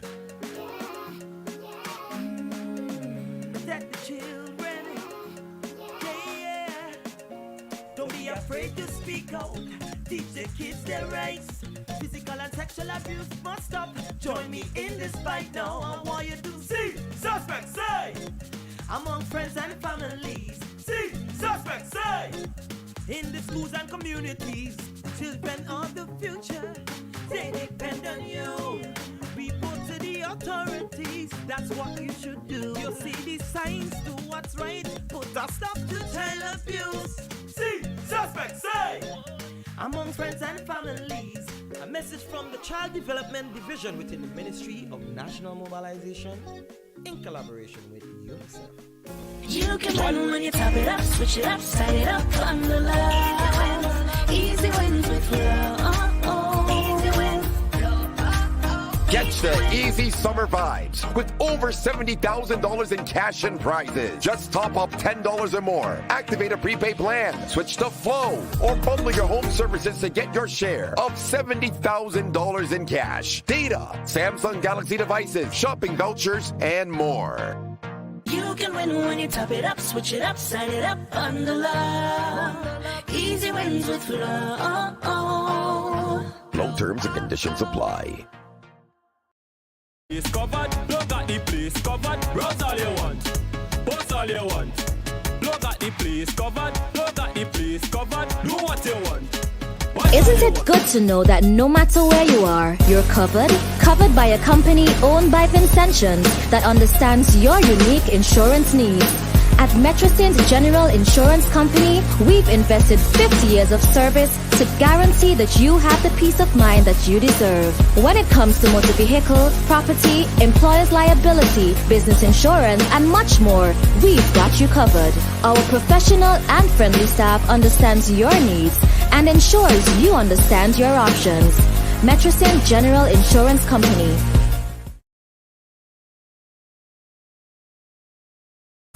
1821 or email us at metrosint@fintisurf.com. The evolution of radio. Boom 1069.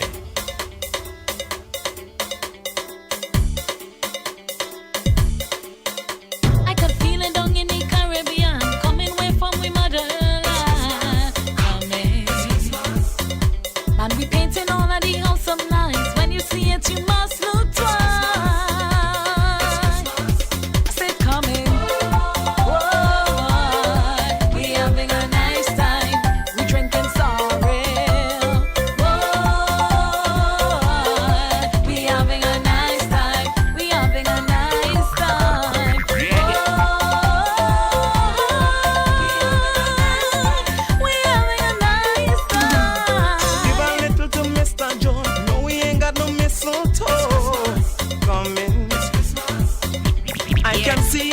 Christmas tree, you know it's affecting me.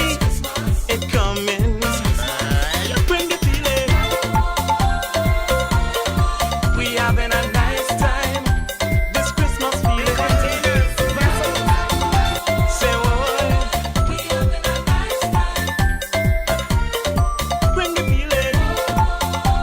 Oh yeah, we having a nice time. A nice time. Buenos dias, amigo.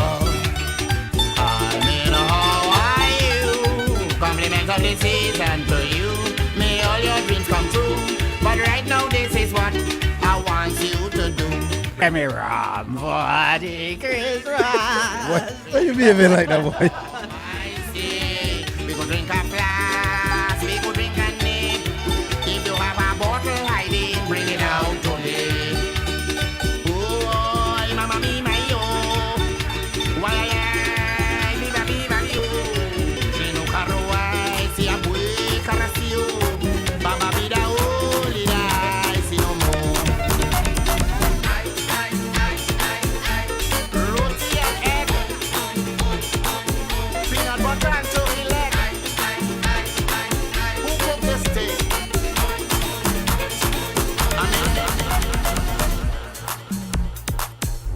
It's Throwback Thursday.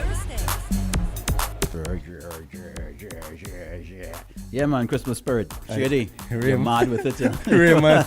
Hey, Raymond, say Mario, try not to sing again. Hey, I beg. give me rum for the Chris. Hey, you're just jealous, you know. Hey, man. Real people jealous up in this place. Hey, I am vocally blessed, you know. Vocally blessed. Hey, it's Throwback Thursday on Boom 106.9. And we have some beautiful ladies in the studio. Yes. I realized when I was trying to come in, the door was locked. I don't know if you're trying to lock me out from seeing these beautiful ladies, man. Oh, you had the code. What's wrong with you? What's wrong with you?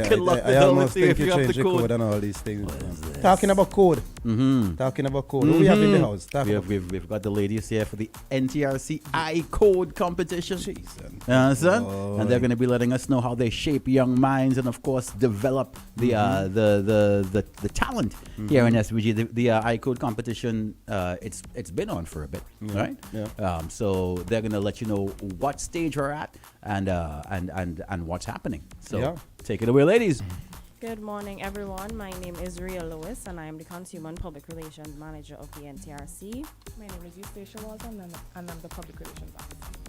So we are here to talk to you today about the iCode 784 Finals, which is happening on Friday, November the 18th, from 9 a.m. to 5 p.m. at the Methodist Church Hall in Kingston. Nice. Tell us what's going on there. Tell us about the competition. Let us know. Right. So we have teams in the secondary categories representing the Canawan Secondary School, the Union Island Secondary School, St. Martin Secondary Shady School, family coming up. Petit Bodel Secondary School and the St. Vincent Grammar School. And we also have teams in the open category representing community college as well as persons from the general public under the age of 35 years. No, so that just disqualified me. What has the response been? Of course, I know that the last time with COVID and stuff, it was done virtually, right? Yes, well, we're not actually here to focus on last year. Okay. But for this year, we are encouraging persons to attend in person as well as view our online stream. We are going to be streaming the competition live for the entire day. So you could win different prizes by either joining the stream or attending in person. We have a tablet to give away as well as a cell phone. And we also have something that is going to be announced at the venue. Or you might hear about it before, but it's a good idea to attend, or you could watch it online and you could have the chance to win different prizes. And with the iCode competition, you know, folks here was talking about iCode, and I was hassling Fernando and telling him he can't make apps or nothing like that. So what typically has been seen or done in the iCode competition thus far? Okay, so if you're not tech savvy, there is a secondary idea category, but we only allow students to enter this category. Right.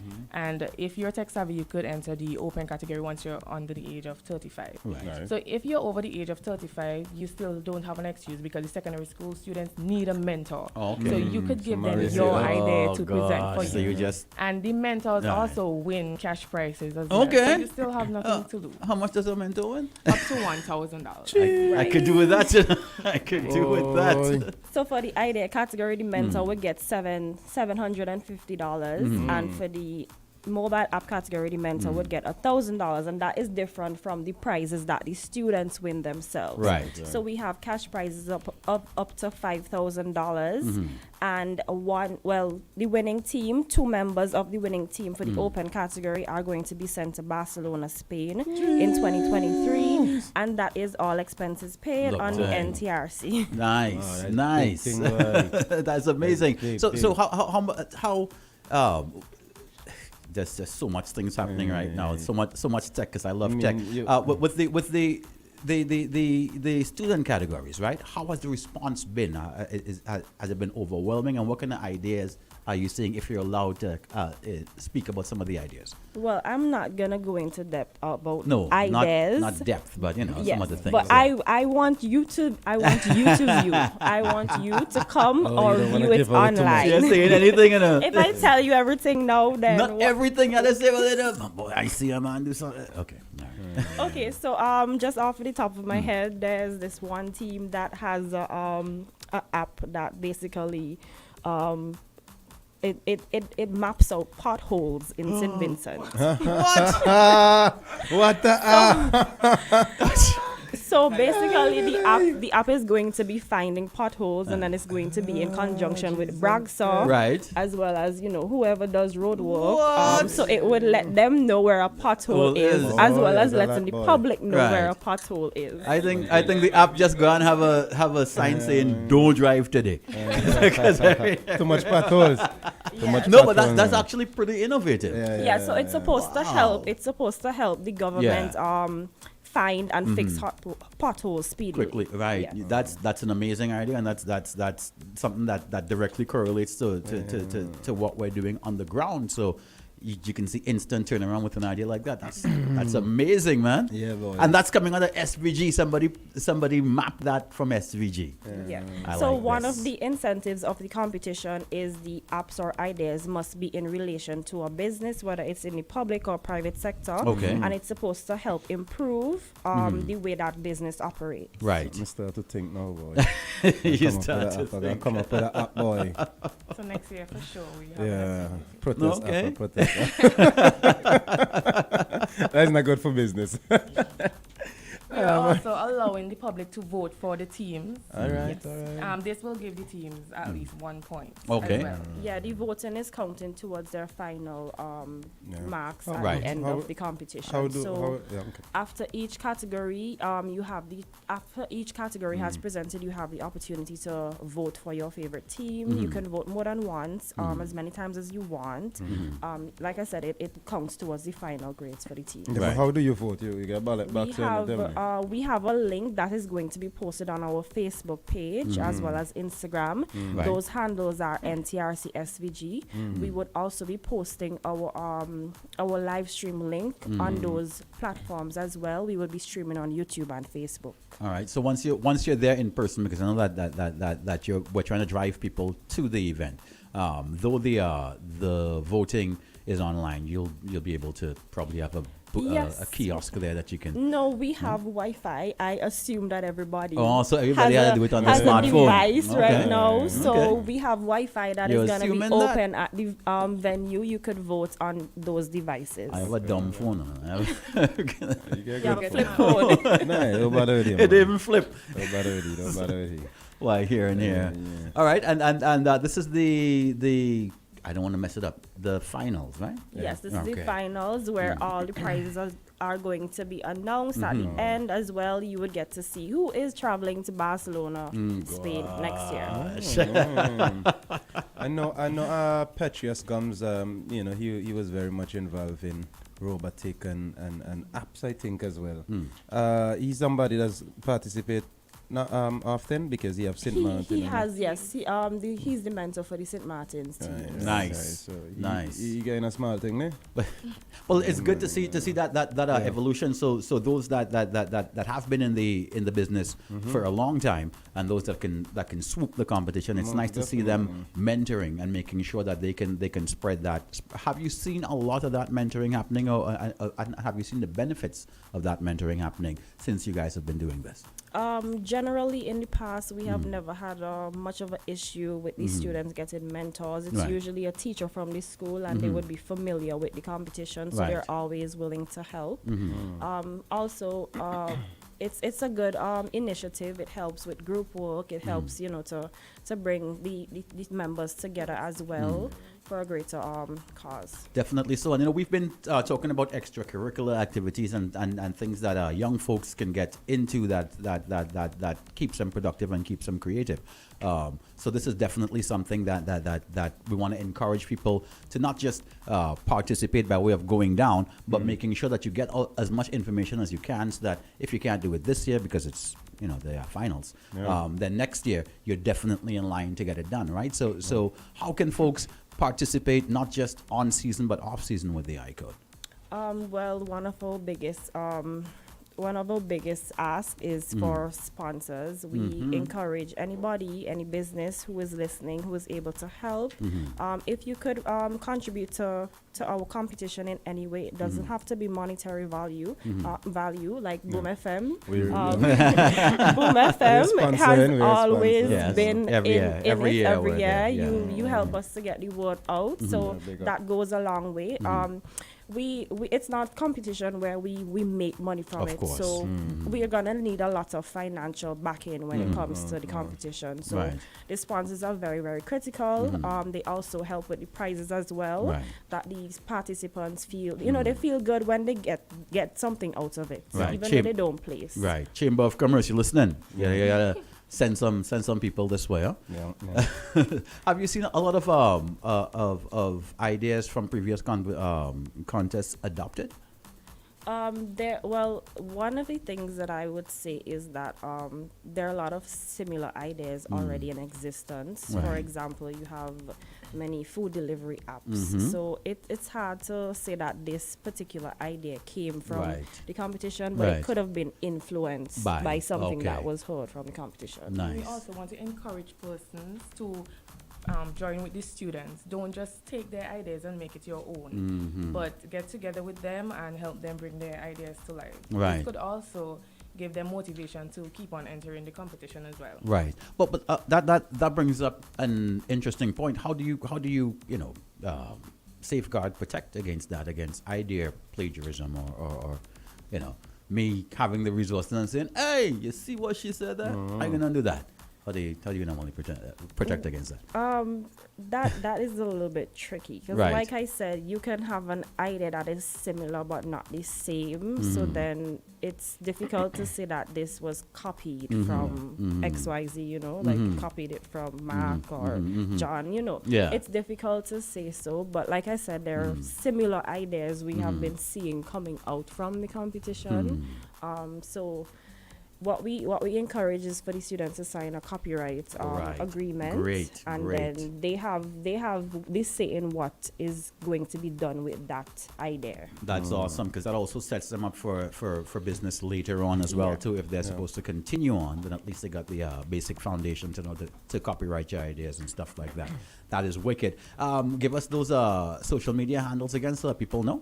Right. So Facebook, YouTube, Instagram, NTRC SVG. We will be streaming live on November the 18th, 2022 at the Methodist Church Hall in Kingston. You can also visit in person. Our prize giving ceremony is going to be hosted from 3 to 5 p.m. So if you can't make it during the day, you could come in the afternoon and view the prizes being given away. That's wicked. That's wicked. Fernando, go ahead. I'm just saying that is this next Friday at the Methodist Church Hall. So yeah, Mario, you got well, that's you know, I can't stress enough the importance of, you know, coming out, participating, and make sure that the youths come out there, because this is exactly what we've been advocating for, you know, almost the entire year on our show, where we're looking for people that are giving productive ends and productive means to the youth. How I was just saying, you're gonna ask? No, go ahead. We have a question on WhatsApp. Someone said, how about having a competition for developing a QR code on SVG about the history and attractions for tourism use? We needed a QR code on tourism at the flag raising and lighting up of the Empire State Building here in New York. Everyone has a smartphone to scan these codes. So they're asking about how about, you know, developing. Actually, the NTRC is working with tourism, the Ministry of Tourism, to develop an app. Currently, I cannot say too much about it, but it is being developed as we speak. So it's gonna have something like that where persons can see different attractions in St. Grenadines. Wow. Okay. How long have you both been with the iCode? This is the 10th year for the competition on a whole. No, but you guys. Both of them. You gotta put them. This is my third year organizing the competition. Right. I started 2017. Oh wow! Because you guys seem very versed and very articulated in well, we have to be as the public relations. Of course. No. I'm just saying, great job with it, because and how has I know you don't like to go back to the past, but have you seen a trend of upward participation? Yes, definitely. The number of entries that we receive each year is increasing. However, not everybody would go forward and present on the day for whatever reason. Some people can't get the time off. They might have difficulties with their presentations or just, nerves. They just can't find a member, something like that. So there are dropouts at the very last minute. Wow. And how does one get involved on a back end basis, not just sponsorship, but as you guys are the PR offices and so forth and so forth? How does somebody get involved in a long-term basis? Do they have to work with the NTRC or? Not necessarily. If you are willing to participate on a different level, then you can contact the NTRC at 457-2279 and you can ask for myself, which is Rhea Lewis, or Miss Walter, Eustacia Walter, and then we could go from there. Right. There you go. They can navigate you through all the ins and outs. The NTRC code, making it has it in your opinion, benefited SVG in their technology in the technology sector? Are you seeing more awareness when it comes to technology in SVG? We're seeing more business apps. We're seeing more business apps now. Right. Okay. What about stuff like? Because you're seeing business apps, so stuff like Pay, Swift, and all that stuff working seamlessly with it too. I'm not sure if that is with. Piss with. I'm not sure that is with, but they're definitely there's definitely been an advancement with the With the businesses e-commerce and when stuff. it comes to e-commerce. Yeah. Okay. All right, good stuff, ladies. Thank you so much for coming Yeah, in. Once again, yeah. let us know the Facebook handles, Instagram And handles, any final time, words? time and so forth. Facebook, Instagram, and YouTube, NTRC SVG. Once again, we have prizes not only for the participants but the attendees. That's you can right. also win a phone or a tablet by viewing our live stream online as well as attending in person. And we also have some goodies that we would be giving away at the venue as well. good on the So boy. if you come to the Methodist Church Hall, you can be the winner of Next one such Friday. Next Friday, I could Next just Friday. show up there, sit down, and win things. Yeah, you could be a mentor. You could make some money by I being could a just mentor. show up and win Is it things. too late to be a mentor? Yes, because we are in the finals. Finals. now. What's wrong with you? Yeah, but you could also come and watch your teams and you could say, win things. Next year, I want to be the mentor. For Mario, you hear that? You hear that? Because Mario is more, technology savvy more than me and so forth. But I got working on building an app. Building an app. I know soda app. Ladies, thank you so much. I Thank really you, appreciate you Million. coming. Yes, And this is awesome. I want to see more of this, and I'm happy to extend the invitation anytime you've got either iCode or anything that's out there for the youth. You've definitely got a place here at Boom. Thank you for having us. All right, You're most ladies. welcome, man. There it You're is. most welcome. iCode taking place this Friday, right? Next Friday. Next Friday. See what I mean? Yeah. This Friday is tomorrow. Yeah. Next Friday. Thanks, ladies. I see Evelyn said, very interesting program. It's a nation. Live with that. Someone was also talking about the app, the Pathole app. They don't think it might sit well with the government. When they start to mention the amount of Pathole boys, and then I close down this app boy too. All right, thanks very much. Thank you. We take a break and come back. It's OMG in the morning here, Boom Shady. 106.9. And we have breakfast from Ella, so we eat in too. Yeah, we have breakfast. We have breakfast with Ella. Big up Ella. Ella said Mario black bean soup today. Again, Nice some for of that lunch, black boy. bean Nice soup. for I lunch. can get Nice some for black lunch. bean soup. What's that? Ella, Shady is Shady asking wants to know what kind of meat. meat. Shady, what kind of meat? What kind of meat?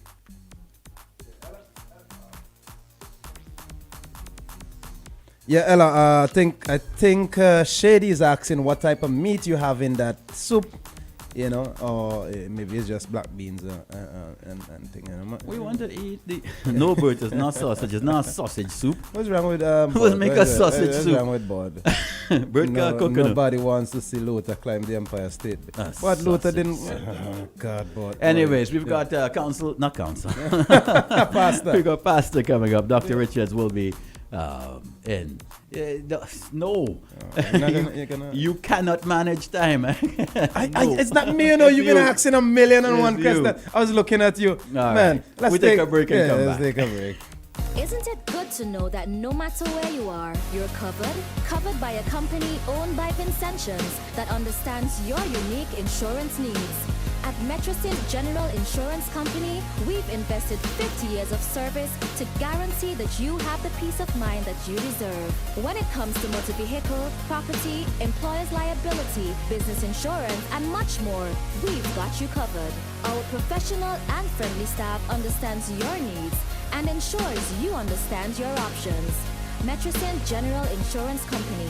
Call us today at 784-456-1821 or email us at metrosint@fintosurf.com. Always wanted a motorcycle, but they've been too expensive. I pass in on my way to work, and then boom, I see courts have motorcycles outside. I'm excited. I get up one day, I go down, I spoke to this guy. I think his name was Sheena, this short, chubby little guy, I purchased 2 bikes so far. It was the 150 SL and the 250 Dragon. This blue, beautiful AKT TT Dragon, this is my baby. I call her Becky. She gives me the best ride ever. My name is Storyboy Nick, and I live to ride my AKT. At Cashways, we buy, sell, and trade almost anything of value. Get cash for gold same day. The highest prices on jewelry, gold, silver, and diamonds are available at Cashways. Bring in items in good working condition and cash out instantly. We buy, sell, and trade from gold watches, cars, and more. Need cash for goods instantly? Visit Cashways today at Corner Shop Street and Long Lane, Kingstown. For more information, call 451-7777 or visit cashwiz.com. Cashwiz, we buy, trade, or sell almost anything of value. On Friday, November 11th, there'll be thousands of dollars to be won. A lotto jackpot of $97,000. A new home, car, or that college education. Lotto, you have to be in it to win it. Next lotto jackpot, $97,000. Gecko is fully loaded. We're dropping daily prizes on you this season for the entire months of November and December. You can win $100 gas and grocery vouchers. Members who qualify will also benefit from pre-approval loans and still be eligible to win their share of a grand prize of $6,000 in 2023. So, what are you waiting for? Visit any Gecko branch nationwide and get in on our endless Christmas loan today. It's all for you from Gecko in our endless Christmas loan promotion.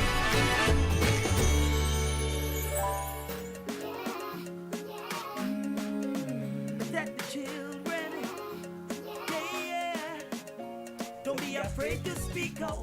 Teach the kids their rights. Physical and sexual abuse must stop. Join me in this fight now. I want you to see suspects say among friends and families. See suspects say in the schools and communities. Children of the future, they depend on you. Report to the authorities, that's what you should do. You see these signs, do what's right, put a stop to child abuse. See suspects say among friends and families. A message from the Child Development Division within the Ministry of National Mobilization in collaboration with UNICEF. It's Throwback Thursday. Every time you take one step, something pulls you back. But you get back up each time you fall. Wicked people and bad minds lurking in the dark. But I have no fear, I walk with Jah. Turn the world off and turn the music on. Just light up another one. Relax and just close your eyes. Natural mystic is in the air. Bob man is out there. Everything is gonna be alright. Some days are up and some you're down. Week today, tomorrow's gone. Some you lose and some you're gonna win. Hey, that's the life we live. The life we live.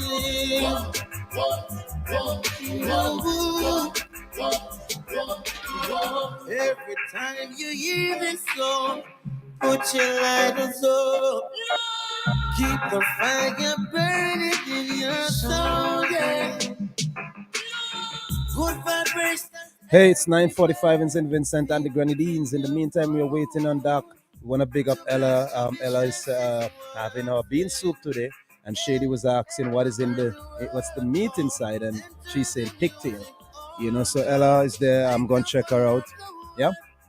Relax and just close your eyes. Oh, natural mystic is in the air. Bob man is out there. Everything is gonna be alright. Let's check in with the doc and look at things with a wider lens. Pastor Richards on OMG. I see you giving me the coffee cue to start. ready. I hope you saw that in your face. I in your did, face, right in my partner. face. But don't worry, you know, I have Java here too, so don't worry about it. Okay. Tell the listeners, not everybody watching on Facebook. Tell them what I just did to you. Well, Doc just put the coffee cup right in on my camera, so I can't miss it. You can't miss that. So you juiced up. All right. Good morning, everyone. Good morning. End of the week. Oh boy, Christmas is in the air. Yeah. Oh gosh, you all they need to tempt me. You all they need to tempt me so with that black bean soup at all. You gotta check out Ella, man. With Ella, pigtail, check out Ella. Value for your money. Value for your money. Oh golly. All right, the time goes very quickly. So let's go. Let's see if we can be on time for Jill this morning. We haven't done well all week, No. I blame Fernando. I blame him too because Jill's been giving me some bad eye. Jill is a good girl. We know that. I take the blame because after I go by Ella, Rastaman don't think, but I'll make an exception for Ella and get some pigtail there for Mario. Stop it. Thank you. I hope everyone has a good week. You're in a chill mood moving into the weekend. We're in the island, we're supposed to be stressing ourselves. Sometimes I wonder why we stress up so over things. And we catch feelings real easy. Our blood boil real fast. And we get all worked up over things. Just chill. We're in the island. I love the island life. Yeah, I was telling Thomas the other day. Especially when you travel like Mario and thing, right? I think that's why Mario's here because the island life is kind of like he's on a different level altogether. But he runs sometimes. I don't know if he get fed up. What? Fed up? Who? Mario? Yeah, you run off sometimes. I've got family, I got wife, I got children. Gosh, you going home to yours, Oh guys. Anyway, very, very good programming this morning. I listened to a lot of it and very helpful.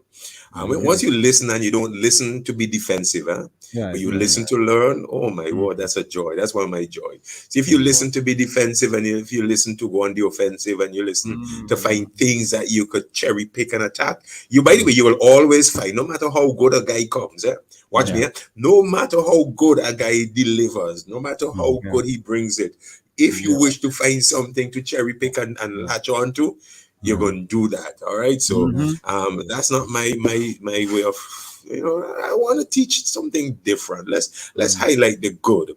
And I heard some good this morning. One of the things that actually stood out, I didn't write anything down, but as I'm here sitting, by the way, I have a little thing I want to talk about, mindset of ascension, right? But I'm here sitting, I'm like, I actually liked it when I heard one of your commentators say we have a lot of potential. Well, I love that. And it is true. We really, really do have a lot of potential. There are some issues with respect to how you leverage it, and there are some issues with respect to how you exploit that potential. And again, that has to do with a mindset, and which brings me to the fourth thing, if I could change, that I would actually like to change. Of course, I don't have the power to change it. I can talk, but what that thing about we have a lot of potential, is that true? That we have a lot of potential, and I actually believe so in terms of our culture, who we are as a people. And once we start appreciating who we are and how different we are or how unique, I don't want to use a term that has been borrowed by America in terms of American exceptionalism. Although I heard Dr. Gonzalez recently, I think it was at the UN, he talked about, and which I like and applauded, he talked about small island exceptionalism. And I love that because we have always aspired to this Eurocent. Oh God, forgive me if you think I'm going off here, but I find that very often we appeal to, aspire to, and maybe even adopt a Eurocentric mindset and approach. And we do that also with respect to our neighbors to the north. The Americans and Canadians and Mario, nothing against your adopted country. Oh gosh, do we always have to be like somebody else? And I mean, I borrow things. I wear my tie. I put on jacket. I put on coat. There are some things that I do that that are like that, and it's imposing me. Sometimes I do it without thinking, not understanding how much of a Eurocentric mindset that I've adopted in terms of my music. I love classicals, galore. My thing is a cup of coffee, sit down, it's raining, and I listen to the classicals, right? But don't get me wrong. 2 nights I stayed up and till 2:30 and I listen calypso. Nice. Right through, and I go on my calypso binge. I listen to Nelson. I was interested because of what the UE did. By the way, I'm not rambling, there's a method to my madness. I listened to Nelson at UE. I'm like, boy, yeah, that guy was good. I went back and listened. I actually went back and listened to his calypso, Liar, the Liar. What was it? I'm like, that is a classic. The anticipation, the X-Men, the crowd went wild. They couldn't cool down. I say, Lion, the Liar, losing the crown. Judges brought the crowd back to order. Asked the Lion to lie about the Taylor. And I mean, and the story and that, the gripping and stuff like that. Yes. Boy, I'm like, so I appreciate you say you're a pastor, you appreciate steel band, you appreciate I don't dog our culture. I don't think that calypso and reggae or things that intrinsically have a black content. I don't dog that. I appreciate that. But I think there's a tendency to want to emulate and to replicate in some instances too much of what we see, in Europe, Eurocentric, or America, so that we don't appreciate what is uniquely ours, and we can't understand how much of a marvel it is to people who have not seen how we do things, even in terms of our commerce and trade, which is why I said with respect to our uniqueness of our Kingston. We can make it clean and orderly and all that, but driving people away from the streets so our stores look more like mini American stores is not my way of doing things, because we lose the island feel and flair of people selling outside their fruits, their vegetables, their bananas and oranges. What a spectacle when it is well done and neatly laid out, and how attractive it is. So not everything has to be like Walmart, where you go inside in air condition and you pick up things. We have to appreciate the things, and we have to value and understand that it's different, but different good. So it was Mr. Weeks. Yes, it was Mr. Weeks who said, boy, we have a lot here to explore. How did he say it? How did he say it? Anyway, we have a lot of potential. That's how we said it. We have a lot of potential. That was the main message, that there's a lot of potential. There's a lot of beauty, and that's what he was saying.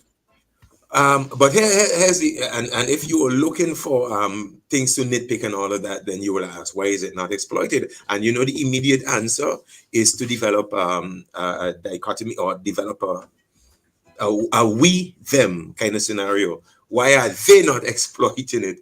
And I kind of heard that too. Why are they? Not why are we, but why are they? And from the minute you start thinking, why are they? You are thinking that there should be other people who should put in place the mechanisms and the frameworks and all of that, so that we could exploit this natural, as if it is up to somebody else to show us how to, exploit our potential. And that brings me to the other thing that I really want to label and talk about, although I've talked about it in my opening salvo, the dependency mindset. I do think that that part and parcel of our suppressed potential, when I say suppressed, it's there, but we don't really exploit and leverage it. I think we do have a dependency mindset, self-deprecation and deference to others. So we play their music, we adopt their styles, we sing their song, we wear their clothing. Their culture is so imported that we become like them, and also we do not become self-determining in saying, this is who we are unique, and we can eke out our own place because we're exceptional. Once we start to change that mindset, we become a more intentional people. We become a more self-determining kind of people. What the dependency mindset does, forgive me, it puts our growth and it premises our growth on the initiative of others.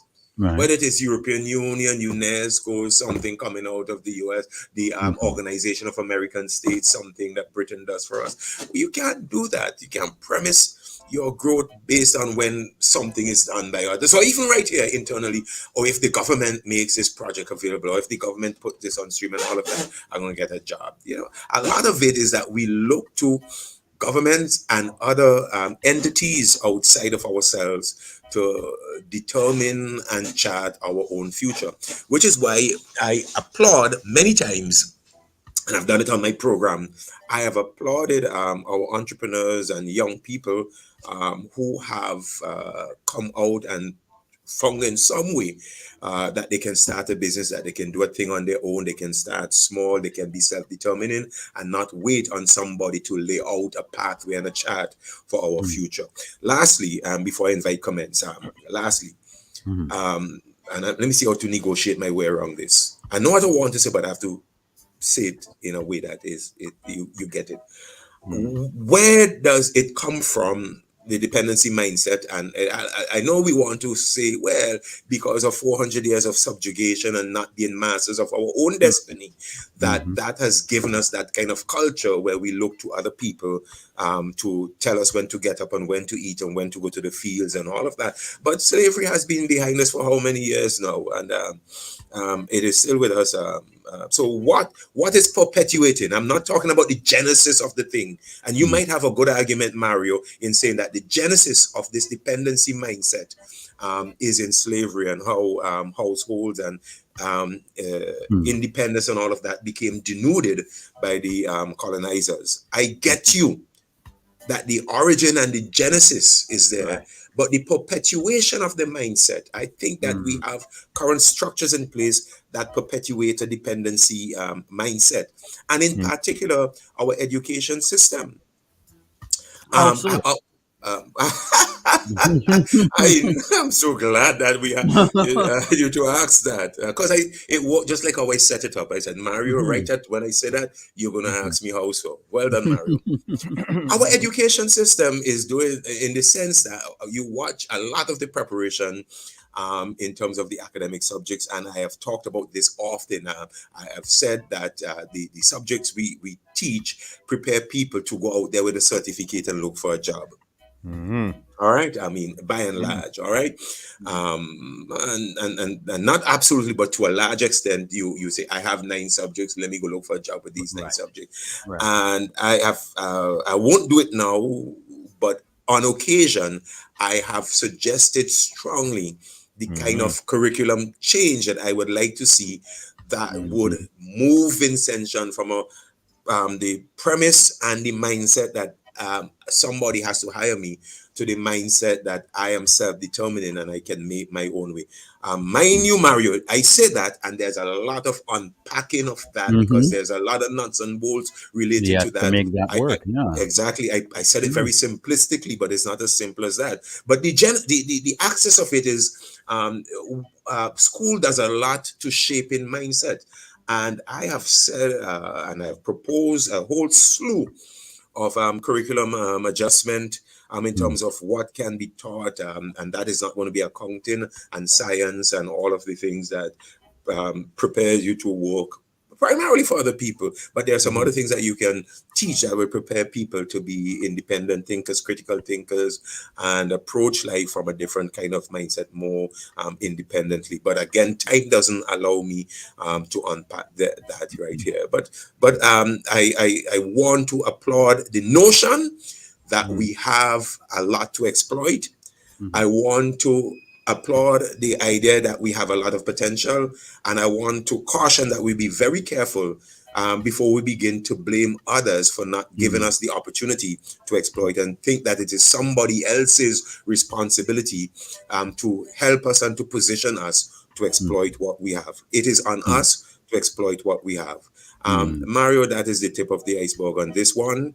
It needs a lot of thinking. It needs a lot of conversation. But I caution us to stop adopting and perpetuating a dependency mindset and wanting to be too much like others, because when you want to be like others, you can't very well exploit what you have that is unique. Food for thought and discussion.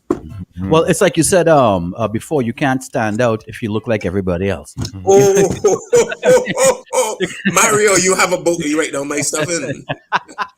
But yeah, you're killing up yourself to fit in. You're killing up yourself to fit in. And the minute you fit in, you're not outstanding. Exactly. You can't be outstanding if you're fitting in. Stop fitting with what somebody else is doing and stop look like other people. If you're fitting in, you're not standing out. And I applaud those there. Like, I know I am not going to fit in your box. I going to be different. You won't cuss me. You won't talk me. You won't I going to be different. I going to stand out. So yeah. And there are a whole heap of things on which we can stand out. Go ahead, Mario. I'm sorry. There's a comment here saying that we say they because we are seen as less than the ones in authority. I don't know if it's we see ourselves as that way, or is it we are. Well, I've said, you heard what I said yesterday. We again have a mindset, and we see. No, I am not. I am not dismantling a certain authority that government has, but I understand the place of government, and it has to go back to the Greek Senate and the Greek political thought and all of that, which I'm not going to get into. But there was a system in which it was clearly understood, especially if you understand how the senators back then worked. It was clearly understood that the power of the people through the senators within that Greek set would determine how the politics of the nation worked, and which allowed for the people to have a tremendous amount of say and control, even though you had government. I think we have moved away from that, and because of our dependence on government, that we look to government for everything, we ourselves have bequeathed what should be ours, and particularly this self-determining status. We have really sat on our hands and looked to the government to provide and to do, and everything. Then the government becomes the end all and be all of our existence practically. So if gutters flow over, government.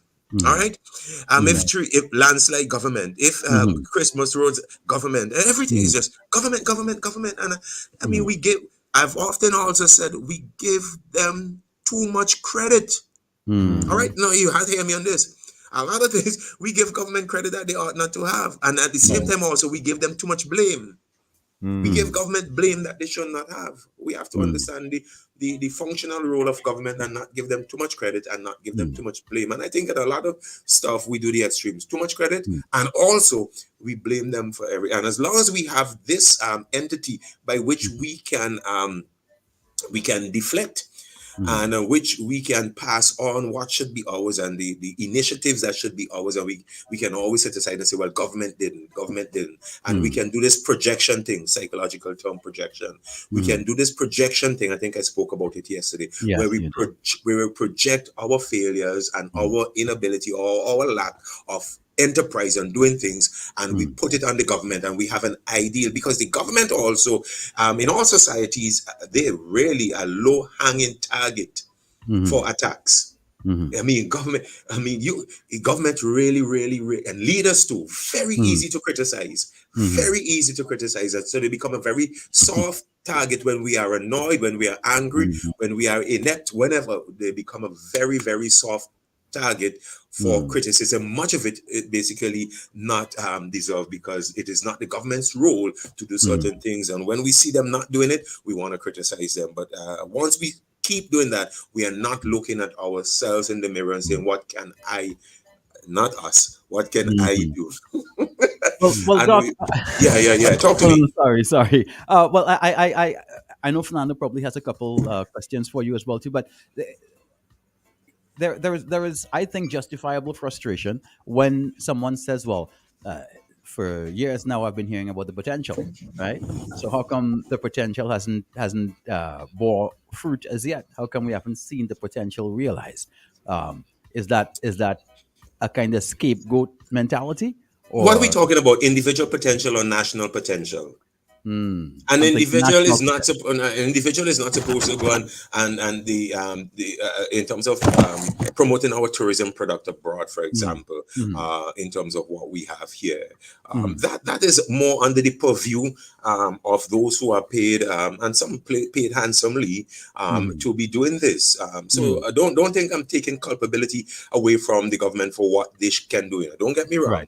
And so that's why you have to nuance your individual potential, which vis-a-vis and as opposed to our national potential in some of the things. But I'm talking most of my program this morning. I was talking about our individual potential. I talked about enterprise. I talked about business. I talked about self-determination. I talked about how we dress, how we think, and all of that. So I was talking about how the individual himself can position himself to not be a recipient of handouts and to not be a recipient of the benevolence of others, and not to wait around, but to be.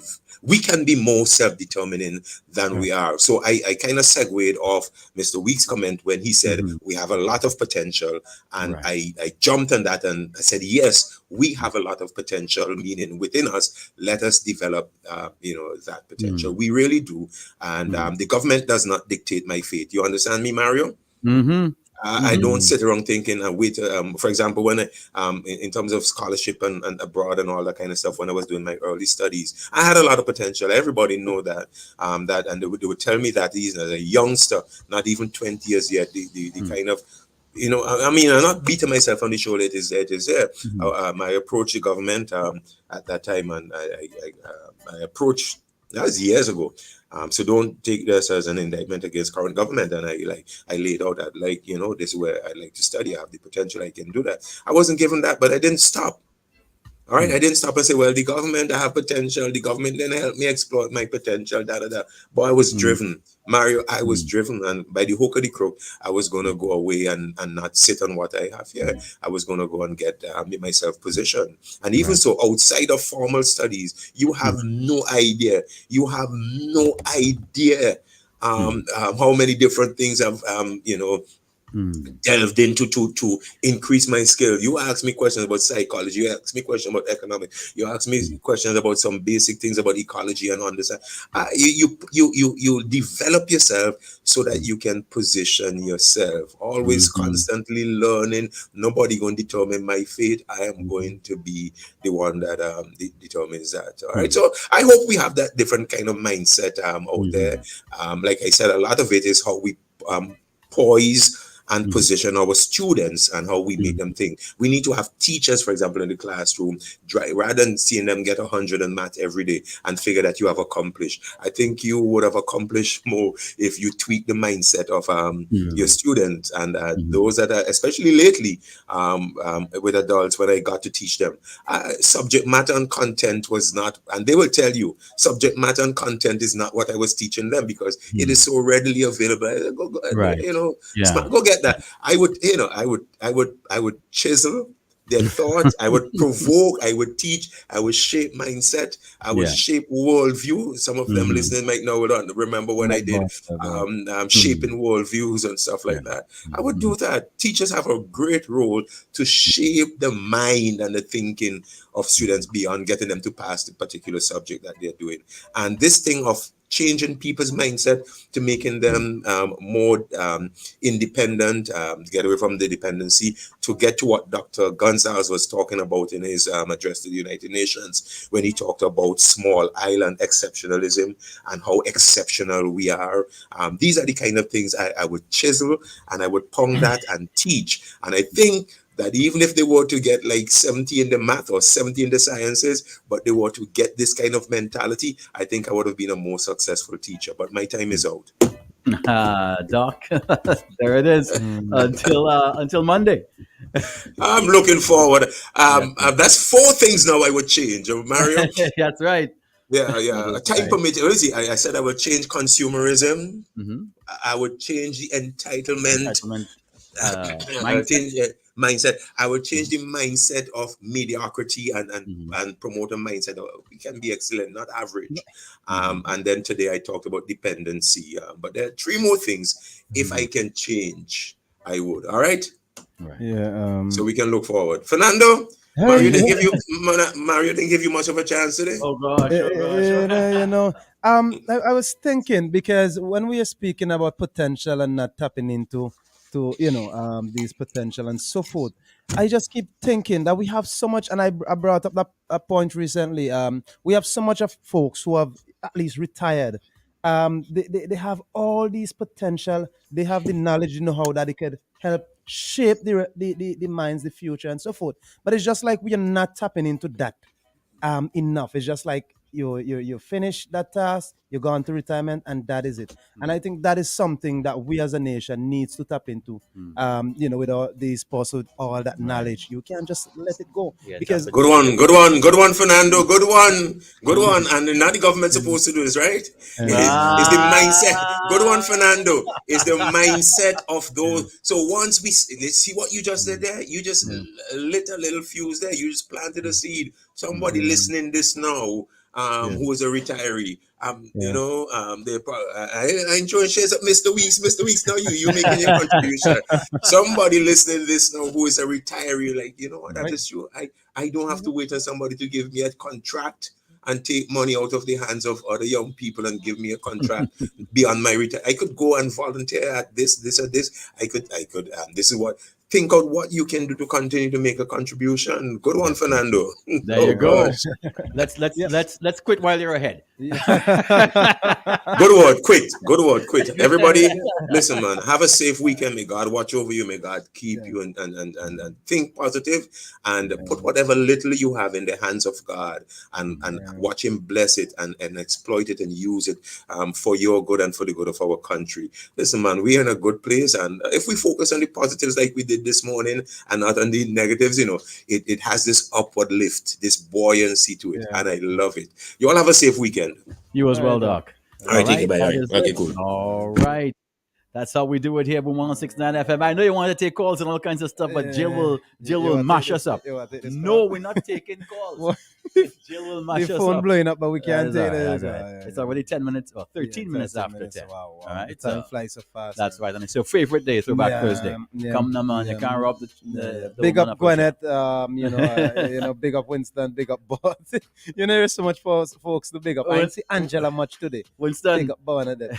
Winston was asking a question that you missed Winston. Yeah, I missed it. Winston, I feel intentionally. Oh, jeez. I read everybody comments. I had cataracts. Hey guys, man. It was really good locking it down today. Really good program. Mm-hmm. Tomorrow is Friday. We have That's some right. more interesting stuff. Winston saying me, boy, shampoo-ish. All right, man.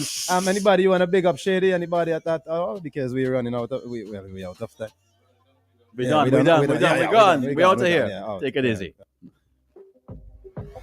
When's the last time you heard styles like these? Are you ready for